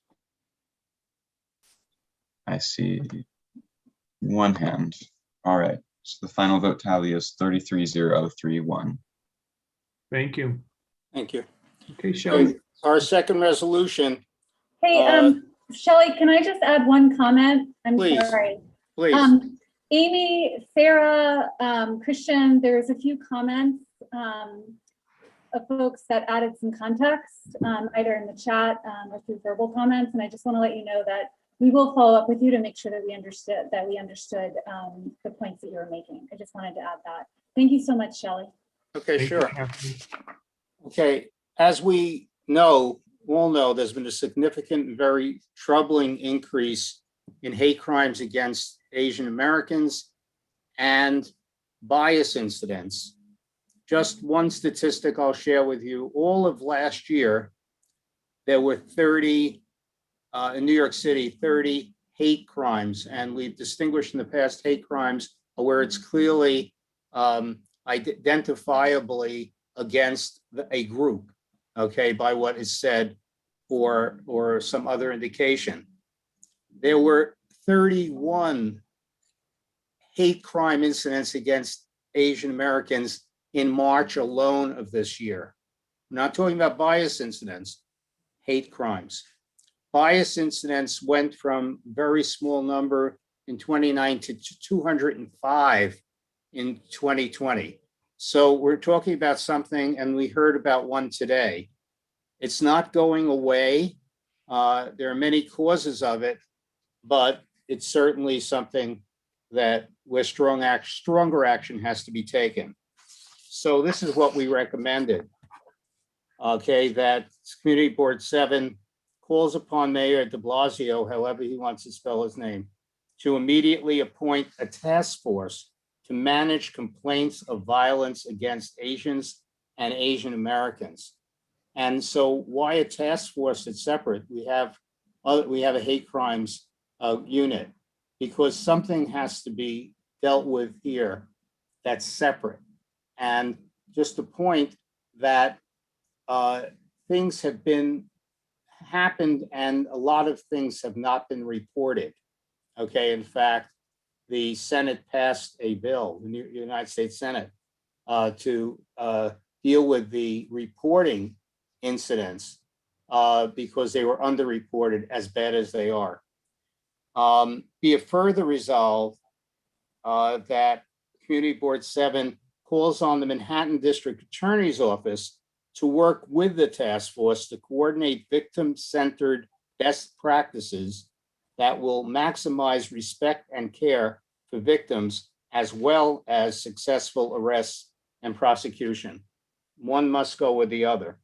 Be it further resolved that Community Board 7 calls upon Mayor de Blasio to act to guarantee that mental health and social services be identified and provided to all victims of violence in multiple languages so that their trauma from the violence, as well as the legal processes, are minimized and dealt with as needed in a culturally sensitive way. Be it further resolved that Community Board 7 calls upon Mayor Bill de Blasio and Schools Chancellor Maisha Ross Porter to implement policies that ensure inclusion of Asian American history and culture in the curriculum of all grades in public schools. And finally, that the mayor and chancellor to formally recognize and implement actions, and that would be this month, to celebrate Asian American and Pacific Islander Heritage Month in all New York City public schools. It's been there, but it's been handled in many places as almost an optional point, and that's a part of a bigger issue. So that's our resolution. Okay, so I see Michelle. Let's go Michelle, then Christian. Maybe Christian can speak first, because if he's going to say the same thing as me, he usually says it better. Okay, let's reverse it. Let's go. Thank you. I appreciate it. Okay. Once again, I won't be able to vote because the DOE conflict. But I'm in favor of the resolution. Although I wanted to point out that the NYPD does have a task force specifically for Asian crimes right now, for Asian hate and bias crimes. And they have been doing also stings to try to catch perpetrators. So I don't know if that should, make any difference, but I just wanted to lay that out. Go ahead, Michelle. Did he ask a question, Michelle? Yeah, thanks. I was just going to ask if you could add the chancellor of the school system in the beginning of this resolution also. I don't know how this works. I suppose she answers to the mayor, but I personally think that the chancellor hasn't helped the situation much. The question is, can we send this to the chancellor as well? That's the request, right? We can send it to the chancellor, certainly. Thank you. Okay, do we want to call the vote or the question? Could I make a comment, Steve? Sure, Blanche. If we are suggesting that the mayor or the mayor's office puts together a committee, a commission, whatever it's called, to look into the issue, and this is a friendly suggestion, if not amendment, that any such body includes representation from the Asian community. Absolutely. And maybe we'll add that in. I think it's worth adding in, although I would hope good sense would tell that, but we can't be assured of anything. Thank you. I'd appreciate that. Call the question. Actually, I just want to respond, if possible, to both Christian and Blanche's comments.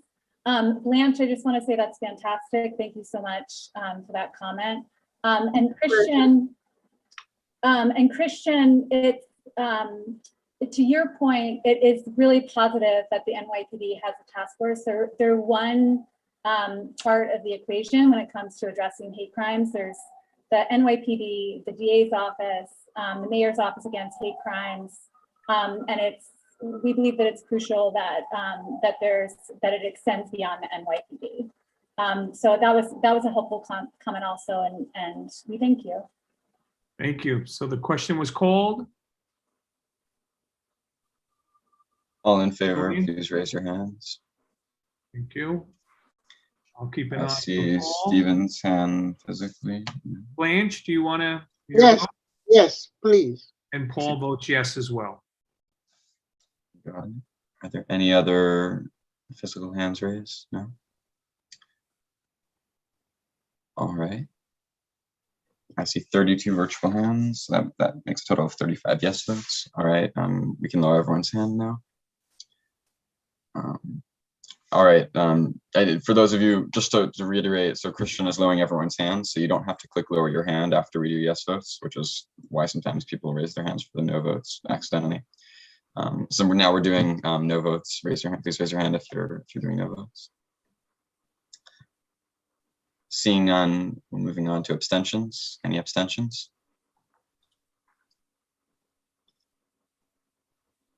I see 2 virtual hands and no physical hands. Thank you. You can lower your hands now. And are there anyone ineligible due to cause? I see 1 hand. All right, the final vote is 35 to 0 to 2 to 1. Thank you. Okay, thank you. I just, Catherine, would you like to just review what's upcoming? Yeah, that's going to come in a minute, Shelley. Thank you. Okay, sure. Mhm. So we're going to move on. That closes out our business session. Steve, you have to take the vote on the minutes. Yep, that's what I'm going to do. So I got it written down. So can we approve the full board minutes? Move to approve. Motion to approve. Is that yays from everybody? Yay. I think we got is that a unanimous consent? We can agree on the minutes. By acclamation. Thank you. Okay. So the second, I'd like to then, if you can lower that, for the chair's report, I'm going to defer to 2 co-chairs to talk about, one is to talk about a matter, and then one is to talk about a future meeting. So I'm going to start with Richard. I know Richard wanted to give a slight update on our past resolution and sort of a letter that we're going to send out, and you can go first. Yeah, the people may remember that in the last few years, there has been movement both at the city level and the state level to try to address the issue of the voids that can be 60 to 80 feet in height and add that much to the bulk and height of a building without providing any housing of any kind. And we've been through this at many meetings, and I'm sure everybody's familiar with it. The city's solution, in our judgment, did not address the problem adequately, and in my view, made it worse. At the same time, Linda Rosenthal introduced legislation at the state level that would address the issue in a way that the community board felt in 2019 was a good solution.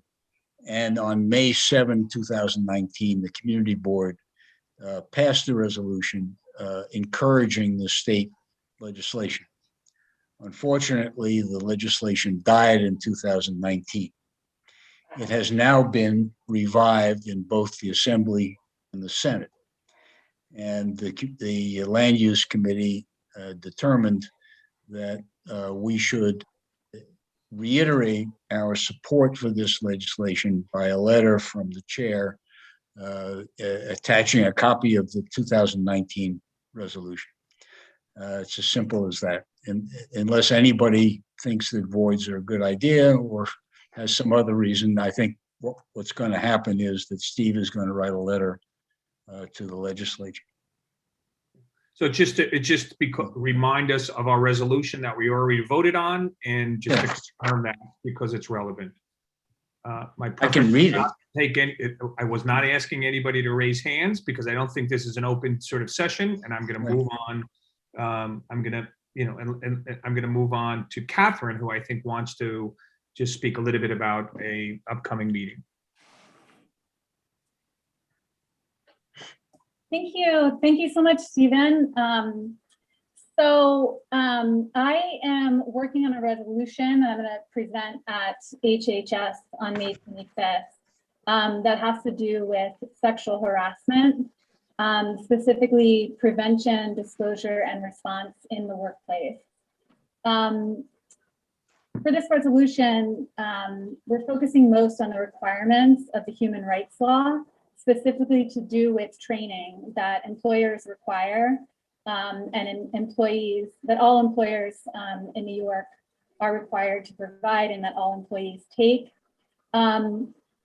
We will seek feedback, and I'm going to be reaching out to HHS members. I've already reached out to both Jay and Sarah to get their perspective on the language because it has to do with the law and they have a legal background, and they have graciously agreed to give me some feedback. I'd also love to hear from anyone who's had experience with the sexual harassment training as either an employee or an employer, or who's familiar with the requirements of the human rights law as it relates to sexual harassment for the workplace. I'd love to speak with anyone who has experience or thoughts about the subject of sexual harassment. And so please reach out to me if you want to discuss this with me. We're presenting it on May 25th at the next HHS meeting. And HHS folks, I will be following up with you. And Stephen, thank you so much for giving me this time. Great. So if anybody have any thoughts or questions, again, feel free to reach out to Catherine or Shelley for this very important topic. That will be this month HHS. So with that, we are going to move on to the community session, and we will start with our Borough Board President, Gail Brewer.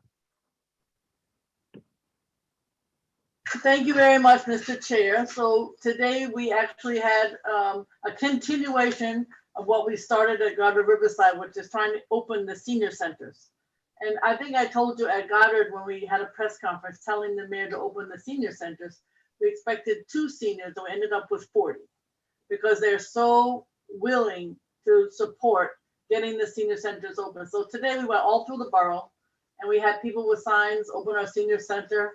And we participated with, I don't know, about 50 seniors in Washington Heights. So all I'm saying, and I said this at the borough board, is if the museums are open and the gyms are open and the coffee shops are open and the restaurants are open, I don't understand why the senior centers, many of whom have their 2-shot material, their little card. Anyway, so I'm just letting you know, we're very focused on this. We would like to get them open. And I think you probably feel the same way. So it was a great day of action. The other thing we do, we know every Tuesday at 3 o'clock, today included, either we talk about the vaccinations or reopening the city of New York. And I just want to thank your very own Andrew Ritchie, who came and gave the most succinct discussion in a short period of time about the restaurant industry. What, how many, 45% of the jobs are gone, what's going on in terms of the Small Business Administration in Washington and the fact that they're doing grants. Hopefully Monday was the opening of the application. And I just hope we're all going to work in Manhattan to get as many as possible to apply. The state money that can be applied for if it's not a conflict. In other words, you haven't already got money, a little bit complicated from the federal government, and what you can do with these funds. And then all the different dates. It was a wonderful discussion of the different dates that are upon us in terms of what restaurants can or can't do, when they can be open, hours they can be open, etc. And then just the final challenge of, believe it or not, and some of you know this better than I sort of said, so what are some of the ongoing issues in addition to the rent and the vendors and the staffing, because there is a staffing problem too, even though people need jobs, there's still a staffing issue. I think it's actually the state liquor authority, according to this wonderful, knowledgeable person. And that would be a situation where we have to work with the state to find how it doesn't have to take so long without jeopardizing the input of community boards. So that's the state liquor authority and community boards to try to see if we can work out a timing so that the restaurants don't wait.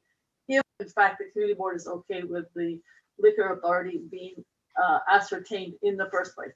And then we also had a wonderful discussion from Brian Kavanaugh, who's a state senator and head of the housing committee.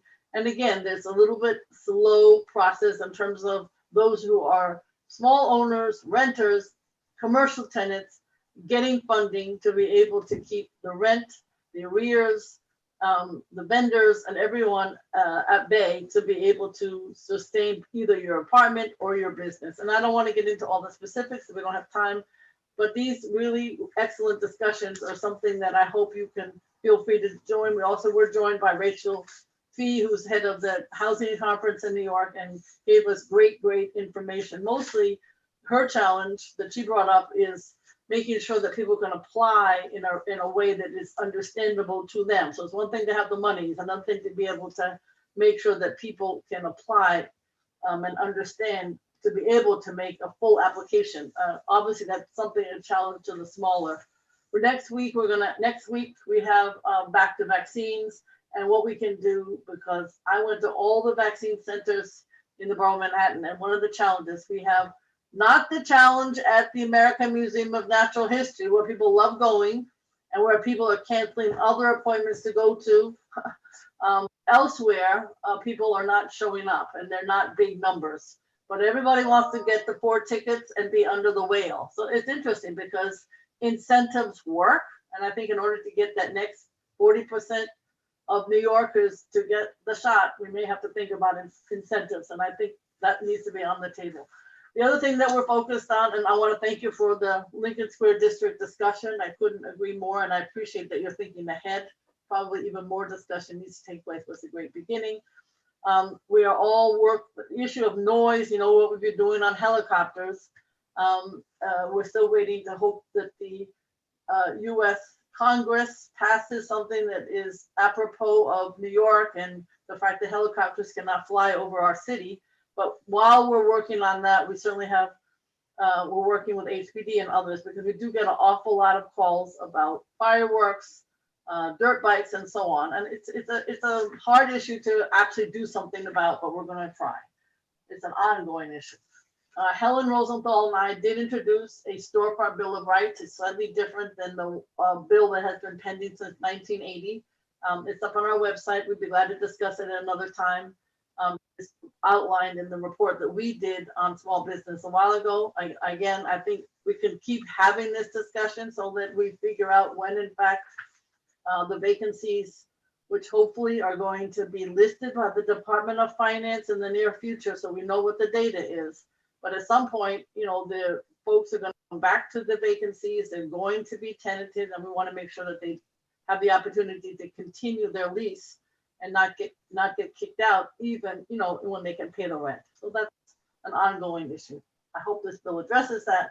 We too are working endlessly on the anti-Asian issues. One of the ways to, I think, attack this is to give more government money to some of the nonprofits that have always been working in this issue. The Asian community nonprofits have always gotten the short end of the stick.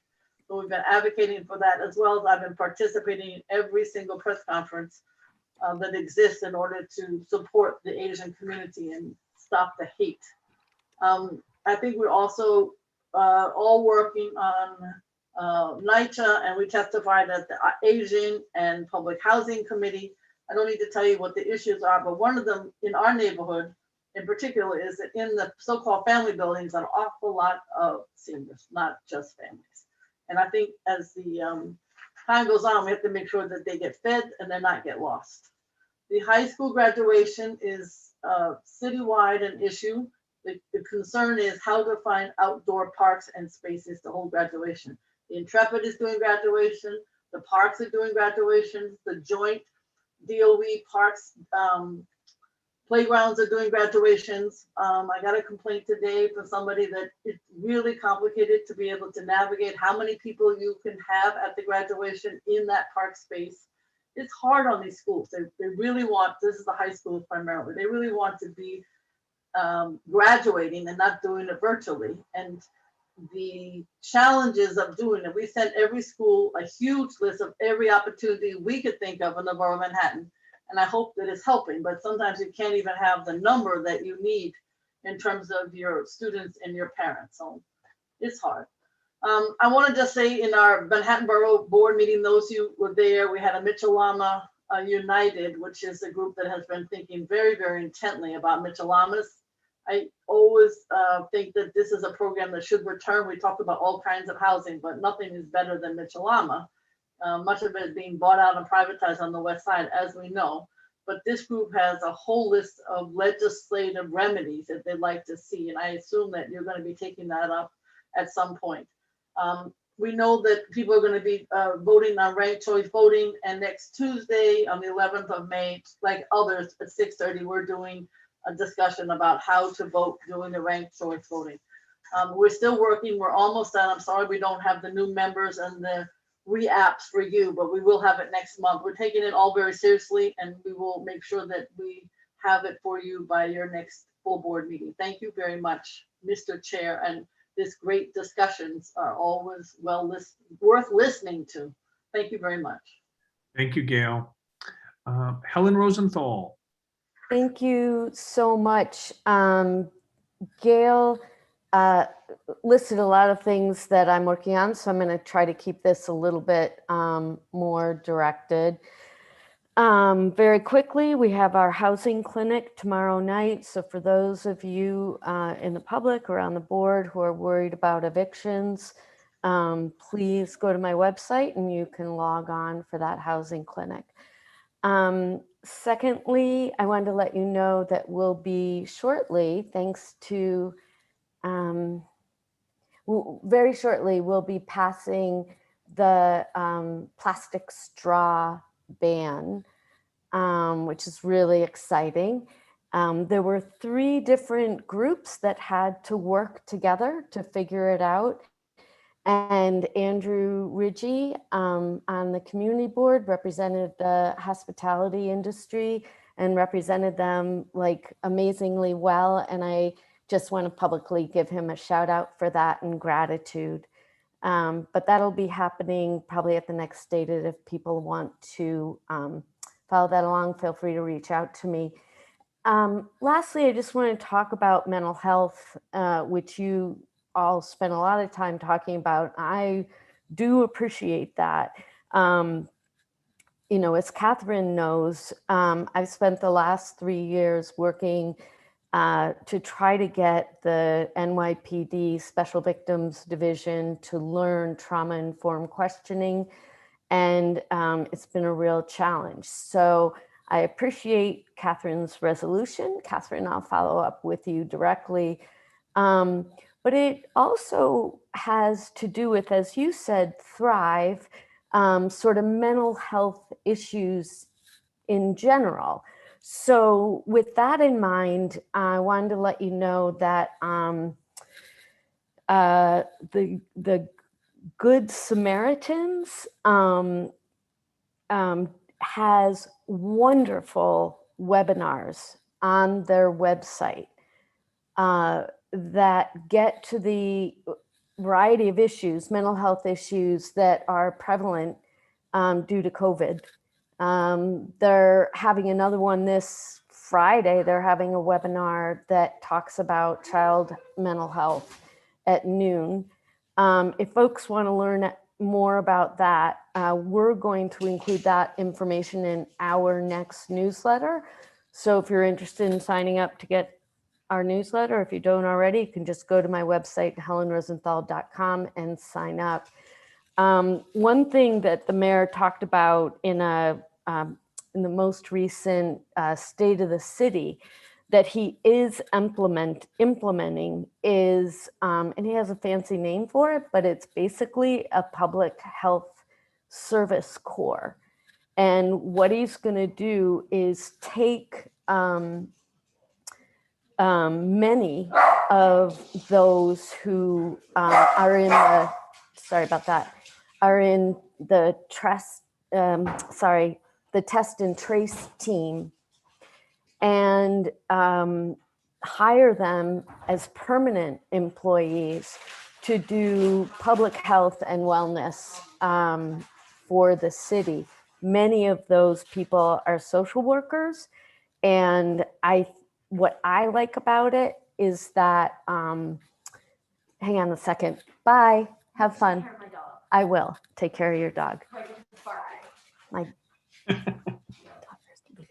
so, anywho, hey Milo, want to make an appearance? Oh my God. We've got kids, now we have dogs. I think we're going to see it all tonight, you know? Okay, sorry, I got to pay attention here. Hang on one second, because we also have husbands. Carmen, could you stop giving him the treats? All right, thank you. Now that you all know all of my business. What I love about the Public Health Service Corps is that it is education, mental health education. It's preventative work. You know, Thrive has its phone number, but also the mobile emergency teams that go out now with police if there's an emotionally disturbed person. And they're taking on the more challenging cases. But I think the Public Health Service Corps is something that New York City will need. I look forward to seeing what they do and hope to be pretty engaged in rolling that out. For those of you who are interested in, I think this is my last point, addressing crime in communities, I urge you to read an article that just came out in the April 28th New Yorker magazine.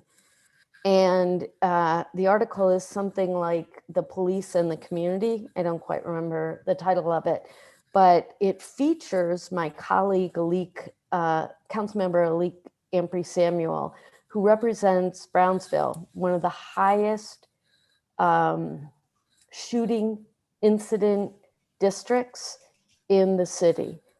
And it tells the story of what she's been trying to bring to her community as it has to do with not just police, but with the cure violence programs, with mental health professionals, with guidance counselors, and the success that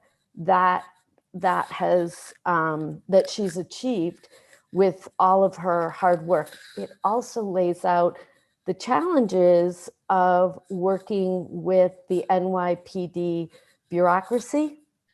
I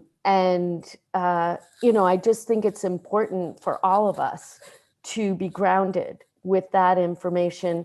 Sure is important to me as I walk into those budget negotiations. It's incredibly important to me. And, I think the main thing we'll be fighting for is mental health type programs throughout the city, whether it be in our schools or for the NYPD, for the cure violence programs, or community mental health. And I think your discussion at the beginning of this was really terrific, and it sort of gave me my marching orders for the budget negotiating team. So as Gail said, I really appreciate the thoughtful conversation that Community Board 7 always has around issues. I don't mind it when it gets a little spicy, but I really appreciate all of your work. And with that, I'll wrap up. If people have questions, feel free to reach out to me at helen@helenrosenthal.com. Thanks. Thank you, Helen. We were going to go on to State Senator Brad Hoylman. Nice to see you, Stephen. Nice to see everyone and my colleagues. My colleague Tevin is on the Zoom with us. I hope everybody has met him. He's been covering CB7 for us for the last few months, but I know it's been difficult to see folks. Just a few updates. I know you've had a long night here. First, I don't know if you've heard, but the governor seems to think it's not safe to ride on the subways. Pat Foy, who's at the MTA, said something similar today. I just think that's definitely wrong, and encourage everyone to jump on the subways. They're clean and they're safe. And the more people who ride them, the safer they will be. Second, I'm taking nominations for 2 awards that we give out through the State Senate. One is called the Women of Distinction, and the other is the Veterans Hall of Fame. If you know any veterans or distinct women who are in community service, we honor them annually in the State Senate, and I'd love your ideas. Third, Assemblywoman Linda Rosenthal and I had a town hall with Peter Marks a week or so ago. Peter Marks is the vaccine gatekeeper for the federal government. The good news that came out of that is he said that so far the vaccines have proven to overcome and protect against every variant that they've studied so far. Third, I wanted to let you know that a bill that I've sponsored has passed through committee. It regards website translation. Assemblywoman New and I have written this bill that would require state agencies to provide translation into the top 12 languages spoken by New York State residents. This is particularly important during COVID-19 and the disparate impact that COVID has had. Fourth item is that we've extended the eviction moratorium, which is great news for tenants, until August 31st, 2021. That's also for small business renters as well. And then a couple of other legislative items that I wanted to mention briefly. A bill I have called the Manhattan Mom and Pop Tax Relief Act also passed through committee. This bill would suspend collection of the unfair double taxation on small businesses through the commercial rent tax through the duration of the COVID-19 pandemic. I'm sure some of you have heard about the commercial rent tax. It's only charged to commercial tenants in Manhattan, south of 96th Street down to Murray Street. Another bill that I passed, apropos of what was said earlier by some folks, is a bill called the Fighting Underground Racing in Our Streets Act, otherwise known as Furious, named after that classic film, The Fast and the Furious.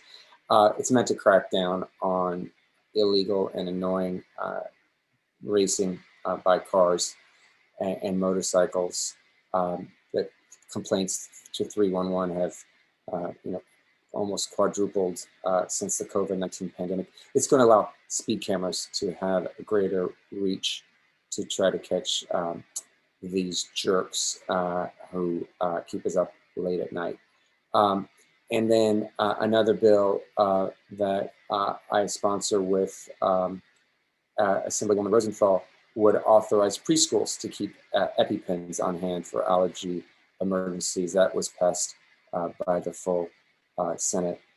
There have been a number of budget updates. I don't think I've briefed you on those since we passed the budget, but the one I'm most excited about is funding our public schools to the tune of $3.1 billion to make real the promise of the Campaign for Fiscal Equity, which was that lawsuit that Senator Robert Jackson and others heralded for so many years. And we never got the foundation aid that we were promised. That's coming, thank goodness. And a bill that establishes close to $2.5 billion of COVID-19 emergency rental assistance to provide up to 12 months of rent and utility arrears for income eligible tenants. We've also established a $1 billion fund for small businesses in the arts, including the $100 million New York City musical and theatrical production tax credit. That's a bill that I offered to double the production tax credit that had existed and was proposed by the governor. There's a lot more information in our newsletter, but that's my report as it is. Good to see you, and thanks so much. Thanks, you. Steven. So we're gonna, and I welcome back. I think we saw you in Albany last time, so I'm thinking that's not the Albany. Yes. So welcome back. That's right.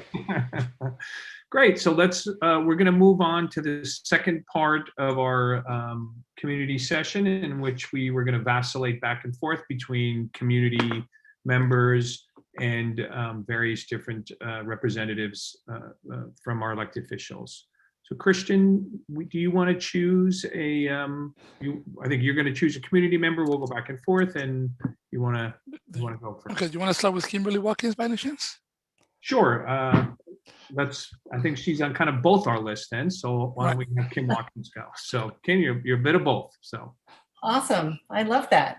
I wear a lot of hats. I told you we get you up a little early. Thank you. Thank you. Thanks so much. And hello, everybody. It's great to see everyone tonight. I am president of CEC3, and I really wanted to sound the alarm on a couple of things tonight, because there's always something to sound the alarm on with the DOE, as you've already been discussing this evening. But the CEC has just in the last 2 weeks sent 2 letters to the new chancellor, steeped in frustrations with a couple of things that are really important. The first of which is something that continues to kind of be a question mark in a lot of parents' minds, which is the extension of offers to middle schools and high schools.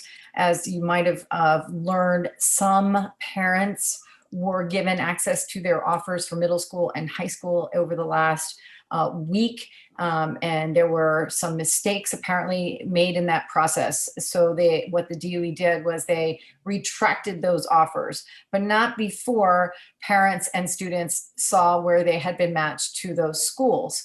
So what the DOE did was to send an email to the principals of elementary schools in the middle school case, indicating that accurate information has been provided to your family with your match for middle school for your fifth grader, but please don't tell anyone because we're not ready to extend all the offers out yet. So my council members and I put together a letter to ask the DOE to make good on what we know to be the case, which is that all of that data is in, all of the middle schools have their information. We have received a response that it is forthcoming, but there are a lot of parents in District 3 right now who are really frustrated because some fifth graders know and they've told their friends, and it is causing a level of anxiety that is quite frustrating. So that's one major thing. The second thing, I know you're already talking about this tonight with respect to the fall and reopening plans. I'll direct you in the chat in a moment to the link of this letter because it's rather extensive, I think in like 4 pages long or whatever, in terms of what we believe we should be talking about right now with the reopening for the fall. We have thrown our hands up with respect to really being involved, having a seat at the table with the DOE and in terms of our operation here this spring, and even really with how the summer programming is going to affect children that potentially could get a chance to come into school, having had been in remote learning all throughout this year, but we really don't know the details of that. What we really want to know, of course, is what the fall is going to look like. And I was literally just on a Zoom a few minutes ago with a physician talking about the elimination of the 3-foot social distancing rule. And when that comes out, hopefully we're going to all breathe a really big sigh of relief so that we can have a regular school year. But we don't really know for sure if that's going to happen. So that letter is pretty extensive. The one thing that I really want to draw your attention to that's in that letter, though, has to do with our school nurses.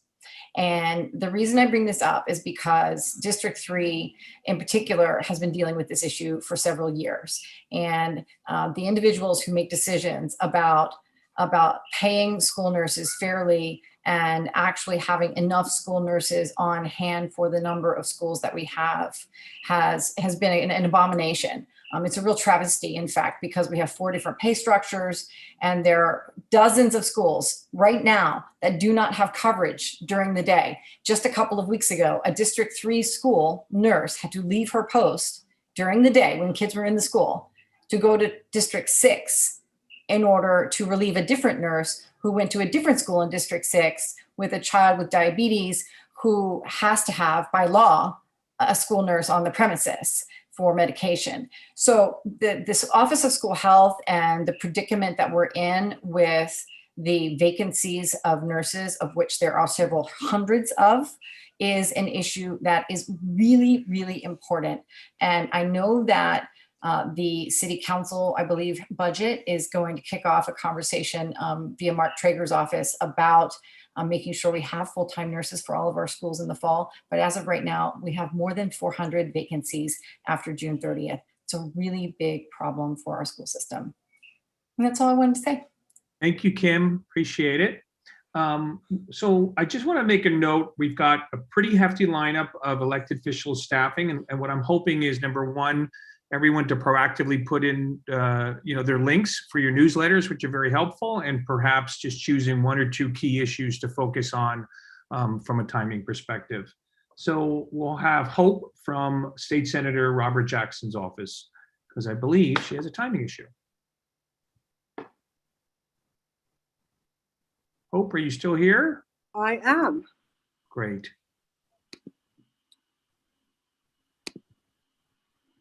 So you're up. I'm trying to, okay. Thank you. So just a couple of quick things.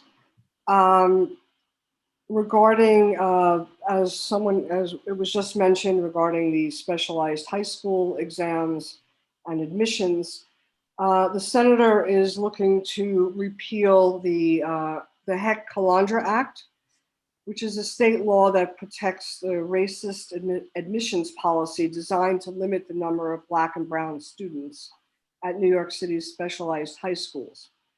And as it was just mentioned, the results came in which displayed greater levels of inequity than ever before, with the percentage of Black and Latino students receiving offers that were just at 9%. So Senator Jackson is the co-prime sponsor of Senate Bill 3087 to repeal this act, which would send admissions test decisions back to the city. On Thursday, May 6th, there will be a forum that will feature Black and Latinx students from specialized high schools who will be speaking out about racism in the schools and calling for the repeal of that act. I will put the RSVP information in the chat. And last but not least, there is the senator, along with CB9 and CB7, we've been conducting senior wellness checks for the last few months, and it's been extended until May 21st.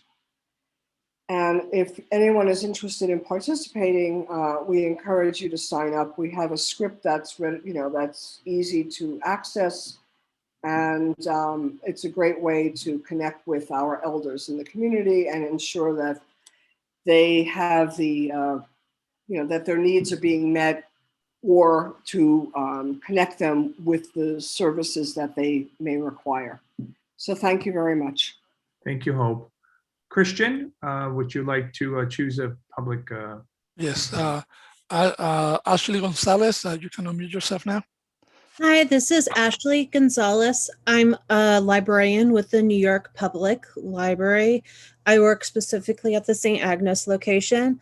I have great news that the New York Public Library is entering into our phase 2 starting May 10th. That is going to include computer usage, and it's also going to include browsing for the public to come in. On May 10th, 26 branches will be opening, followed on an unspecified date at this time, with the other 26 locations that are currently open for grab and grow services. Then hopefully slowly through the summer, depending on the COVID situation, more and more branches will be reopening. The Morningside Heights branch on 113th and Broadway will be part of the first 26 branches to reopen. I'm also going to share a newsletter that I've made specifically for the St. Agnes branch, and it features some of our virtual programming we're offering currently and just other great stuff. Does anyone have any questions? Thanks. If anyone has questions, we'll pop them in the chat. Okay. Thank you. Well, Michelle Booker from Congressman Espaillat's office. Hello, Community Board 7. Hello, Chair, Executive Team, and everyone tonight. Thank you for your robust meeting. I learned a lot today. I would just like to give a few remarks, understanding time. The first is that Congressman Espaillat has supported the Restaurant Revitalization Fund. Key things is that you can start applying now. There has been $28.6 billion allocated towards this fund. And entries that are eligible are restaurants, food stands, food trucks, caterers, including wineries, distilleries, breweries, inns, bakeries, snacks, and non-alcoholic beverage bars, as well as saloons, lounges, and taverns. I will add my email if you want any further information. I also want to let you know that the congressman is urging the United States to address global climate change. We know that environmental justice is critical, not only for our city, but for our nation and the country at large. And we just want to make sure that our fair share of work towards this initiative is done. So the congressman is in support of that. And finally, the congressman has submitted $11.5 million for community project funding requests. There were 10 organizations and nonprofits in the district that the congressman submitted their work. A few examples are the Bronx Digital Equity Coalition, the Art Community Kitchen, the Charles B. Rangel Center for Infrastructure and Workforce Development, Cloth Food Pantry Reimagined, as well as Level Up Ministry and the Montefiore School Health Program. This is touching on all the areas of health equity, infrastructure equity, technology equity, and educational and economic development for our community. Thank you for your time. I will enter my email and work phone in the chat if anyone needs to reach me. Thank you and have a blessed evening. Thank you, Michelle. Christian, community member. So we have now Win Armstrong. You can unmute yourself. Hi. Hi, can you hear me? Yes. Okay, thank you. I want to give you a quick update on a resolution about a law in Albany that you have supported in the past and which is now again on the books. Senator Benjamin has proposed what is now a new number. You supported this resolution last year, which had another number because this is a new session, S914, and it's about the lead dust issue. New York standards are way back, kind of antediluvian, and need to be upgraded. That's pretty well agreed, and the proposed law, S914, passed the Senate March 3rd. There is not a same-as bill in the Assembly at the moment. There is a bill that ostensibly says it's going to do the same thing with lead dust, but it proposes that that the two agencies, the Department of Environmental Conservation and the Department of Health, propose the standards, and it does not, and it asks that that report be in June 2022,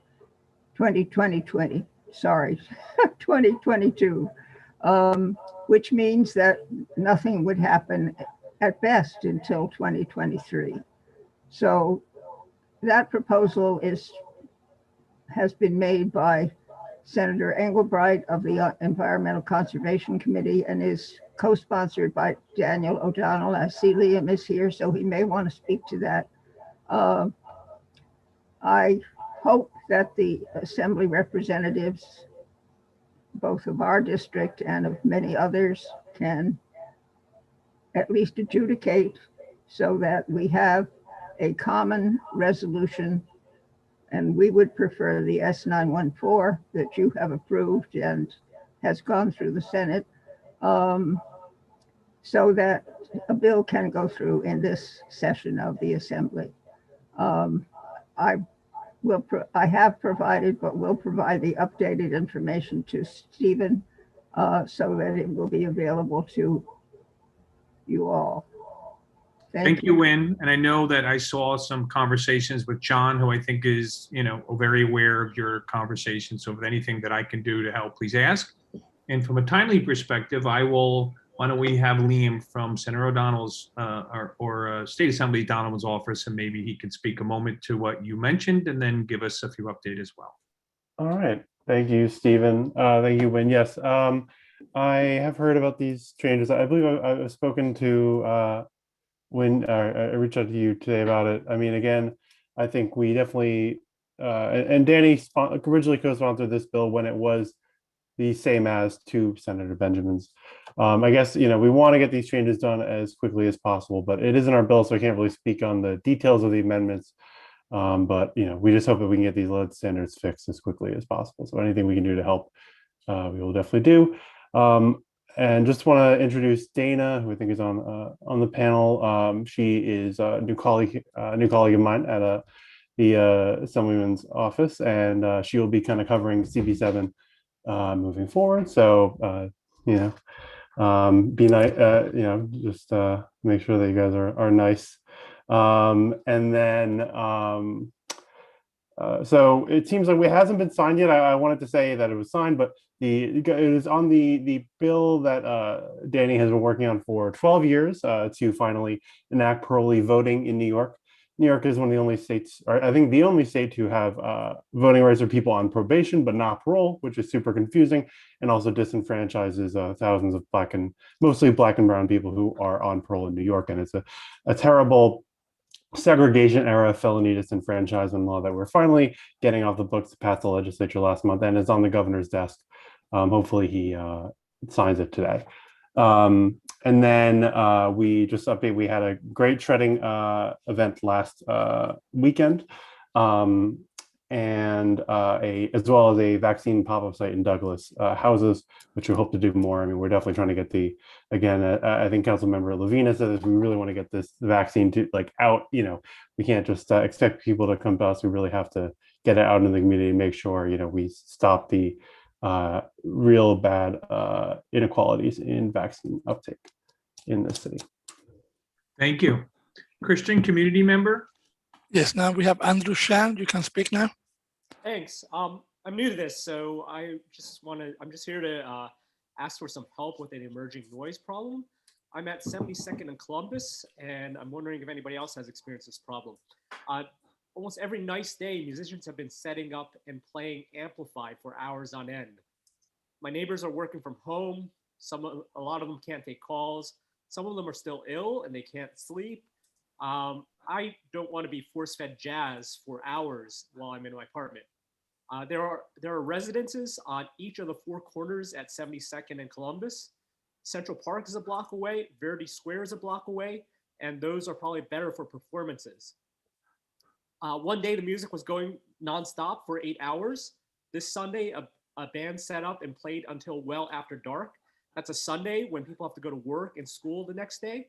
Is there anything that we can do about this? I don't know, maybe I should have asked at the top of the call with the NYPD, but let me know. Yeah, Andrew, if you want to go to our website and just formalize and hand this request in, we'll figure it, we'll get it to the right person, and we'll get you some feedback. That would be my suggestion. Great. Okay, great. So let's continue on. And Hannah from Congressperson Nadler's office. Hi, everyone. Good evening. Pleasure to be with everybody. I will be very quick. Michelle did reference the Restaurant Revitalization Fund. So if you have any problems applying or any problems connecting with the SBA, feel free to contact our office. I'll put my information in the chat. Since we've seen you, Congressman Nadler's been working on a few pieces of legislation that I just want to flag. So the House passed the Access to Counsel Act last week, and the Judiciary Committee passed the No Ban Act. So both of these bills are crucial in removing discriminatory practices and protecting the due process rights of all individuals who seek to lawfully enter entering the United States. So that is, I will come back once that is, again, one passed the House and one is in committee, hoping to get a House floor vote soon. So I will be returning with more information once that is settled. The Congressman and Congresswoman Zoe Lofgren introduced the Fourth Amendment is Not for Sale Act. This is a bicameral act that closes the legal loophole that allows data brokers to sell Americans' personal info to law enforcement and intelligence agencies. So most companies that have interaction with direct interaction with consumers, phone companies, social media companies have certain protections. There is a loophole here that allows the government to get that information, again, law enforcement and intelligence agencies. So this would close that loophole. The last thing I want to flag is that the congressman is part of introducing a bipartisan legislative package to lower prescription drug costs. This would, some of the mechanisms, the way that this would be done is by taking on, the anti-competitive practices employed by many large pharmaceutical companies. So it was introduced in the antitrust subcommittee within the Judiciary Committee. And once I have more information about it, I will come back to the board. As always, feel free to contact our office with any questions or concerns, and I'll leave my information in the chat. Thank you. Thank you, Hannah. Christian? We have the last public speaker would be Peter Anston. Hi, can you hear me? Yes. Good. Wanted to quickly note something that I put into the chat earlier, which is that the Bloomingdale Neighborhood History Group will be doing a Zoom presentation on what's tentatively being called The Sounds Are the Story. It's a presentation by Alyssa Cherry using soundscapes of our area to tell stories of the changing neighborhood. So that is coming up on May 26th. It'll be a Wednesday, 6:30 p.m. presentation. It will be on YouTube also. And then also, if people have any questions about the open streets, we are expanding them. We've been doing 110th to 106th on Amsterdam. This Sunday, we will go down to 96th Street. That will continue on Sundays. And we're very pleased with that. That's from 10 a.m. to 9 p.m. And then 2 weeks from now, we'll start probably on a Sunday, but it will be a Saturday and Sunday event. Columbus Avenue will start to be open from 110 to 106th Street for restaurants and for people to be out on the streets. And we are starting to look at possibilities for programming on the streets also. So if people have questions, I'd be glad to answer them. Otherwise, that's my point. Thanks, Peter. I'm going to encourage people to put the questions in the chat so we can keep moving on. And perhaps you can keep an eye for them. Let's move on to Erica from Assemblyperson Rosenthal's office. Hi, everyone. Erica Overton from Assemblymember Linda Rosenthal's office. I'll be very brief. Everyone's favorite national holiday is happening on Sunday, May 23rd. Just a reminder, Shred Day is happening. It'll be outside of the Assembly Members District office at 230 West 72nd Street, Broadway, between Broadway and West End Avenue. That's just a reminder.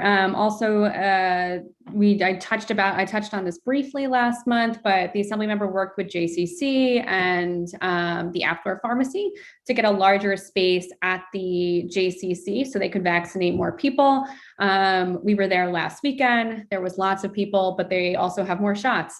So if you want an appointment for a vaccine or know anyone who needs a vaccine, I believe the Apthorpe is giving the Moderna vaccine, then just definitely call them because they have lots of space now on weekends to administer shots. And then last but not least, the Assembly member wrote a letter to the Department of Labor, about unemployment issues. We are getting an influx of DOL calls again. There has been, once the federal government passed their huge bill last month, it looks like DOL misinterpreted or maybe didn't understand completely some of the new information and new requirements that people would need, that people who are currently on DOL, on unemployment, would need to do to continue getting benefits. And so that has caused influx of calls as well as people's benefits getting delayed. So we're trying to unstick all of those benefits as quickly as possible.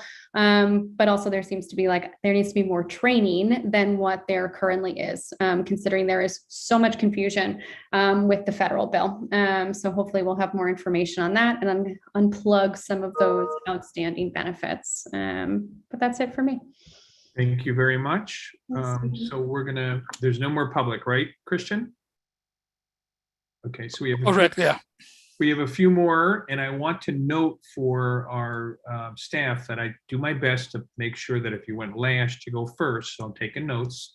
So we're getting towards the end. So hopefully next month you'll go early.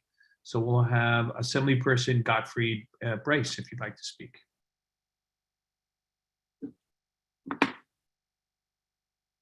Bryce, you still with us? You gotta unmute yourself. Yep. Sorry, thanks very much. Today, the Assembly passed safe staffing legislation that will affect nurse to patient ratios, et cetera, in hospitals and in nursing homes. I'm just going to send the Assembly member's statement today on that. He's been fighting for this for years. He held the first hearings on it, the issue ever, in the Assembly Health Committee in 1996. The bill passed today was sponsored in the Assembly by Eileen Gunther, who is herself a registered nurse. It's a big win. We're hoping very much the governor does sign it into law. In addition, the legislature moved to extend the eviction moratorium until August 31st.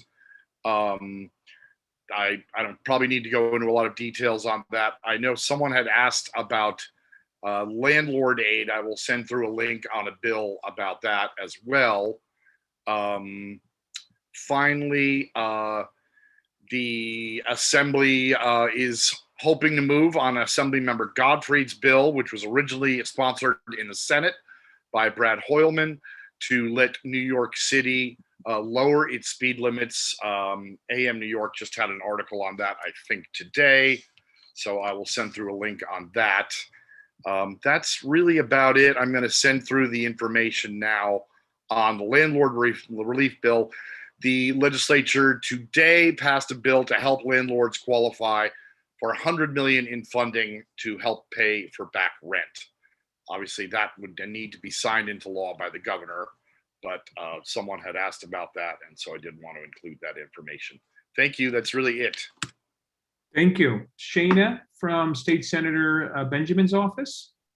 Hi, everyone. Shauna Harmon-Goff from Senator Brian Benjamin's office. A lot of things that I was going to say, Senator Brad Holman mentioned. So I just wanted to just reiterate that the eviction moratorium ends the end of August. And thank you, Wynn, for mentioning Senator Benjamin's lead dust bill, which passed the Senate and is still waiting for the Assembly to get a bill number and to be passed. And also I want to thank CB7, your resolution, for supporting that bill as well. I just want to just say one last thing. May is also Mental Health Awareness Month. So I just want to encourage everyone to make sure that you focus on and take care of your mental health during this time. Our office is open and I've left my information in the chat if anybody has any questions for me. Thank you so much, Stephen. Thank you very much. And I think we're close to last, if not least, and you will be first, is Comptroller Stringer's office, Luke Wolf. Hi, everyone. Nice to see you all. I will keep this brief, given the late hour. A few updates from our office, particularly around some of the climate-related work we've done recently. First, around the pension, is that we were proud to announce last month that we will be investing $6 billion additionally into climate change related solutions and companies that are aligned with the Paris Climate Accords. So this is companies that focus on resiliency, sustainable waste management, clean energy, green buildings, and the whole real suite of climate change solutions. So in addition to the $4 billion we have divested from fossil fuels, it's an additional $6 billion investment. And we're really proud that New York City Pensions will remain a leader on this front. We were also proud to join 26 of our city and state colleagues and led a letter opposing the Williams pipeline. So this is a letter that we sent to the Federal Energy Regulatory Commission following 16,000 public comments in opposition, saying that this sort of money should not go towards additional fossil fuel pipeline infrastructure, but really should be invested in green energy, technology, and infrastructure instead. So we're proud to lead that effort as well. One other thing to note that we have been working on is, of course, investigating and following up on the city's initial COVID response. So last week we put out an audit that found out that the city tried to purchase 130 ventilators and did not receive a single one of them. And this is from a company that we gave a contract to worth millions of dollars without any vetting. The company was formed 2 weeks prior to us giving them the money. There was no assessment of the business plan, of security, and even after protracted litigation, the city is still at millions of dollars. So this is just an example of some of the investigative and audit work that we're doing to make sure that we are keeping track of the bills and really following the city's early stages of the COVID response, so we're better prepared for next time and make sure that we have some of those safeguards in place. I'll drop my information and some of these links in the chat, and hope everyone has a good night. Thank you. And I came up short. I missed one person, or it could have been multiple because I'm going to open it up to see. I have two on my list, Stephen. Okay, well, we're going to try and get to everyone, but Lori, you're up next. Thank you. I thought I'd be the closer. I was looking for the Mariana Rivera position. I do the best I can, and I start zooming around, and I'm back and forth. Totally So fine. I would not have closed it out without saying, did I miss anybody? But thank you for texting me. Apologies. Sure. And again, I do acknowledge that I try and keep some sense of who kind of goes last and first, and flip it next month. All right. Right. But thank you for texting me, and you're up. All right, thanks. So in alignment with the meeting topic tonight on hate crimes, the Speaker's Office will be hosting another bystander intervention training, just like the one we're doing on May 19th. That one booked up so quickly that we immediately pivoted to do another one. I'll put the speaker's email in the chat, and you can reach out about more information because we don't have a date yet for that. But June 3rd from 6 to 8, our office will be hosting a ranked choice voting training session on Zoom. You'll learn how RCV works, and you'll actually see a ballot and see what it looks like. And on June 5th from 10 a.m. to 4 p.m., we're hosting an e-waste event where you can recycle computers, monitors, etc. The event will be held at Manhattan Plaza, and that's on West 43rd Street between 9th and 10th Avenue. Thank you. Thank you. And then I just want to acknowledge Suad, who had texted me that she's going to defer speaking, but thank you for staying to the meeting. And Christian, was there somebody else that you had? That was what? Thanks. You should know I'm texting away with the rep. So, so a lot of stuff going on. I'm just going to ask, did I miss anybody? I think I got everyone, or everyone had spoken. I'm going to give it the Bueller hello. And with that, great. So I think that is everyone. And my thinking is we can end the meeting here if everyone's so inclined to do so. Motion to adjourn. So second. Okay, thank you, everyone. Thank you for the meeting, and we'll speak to everyone soon. Thank you. Good night. Good night. Good night.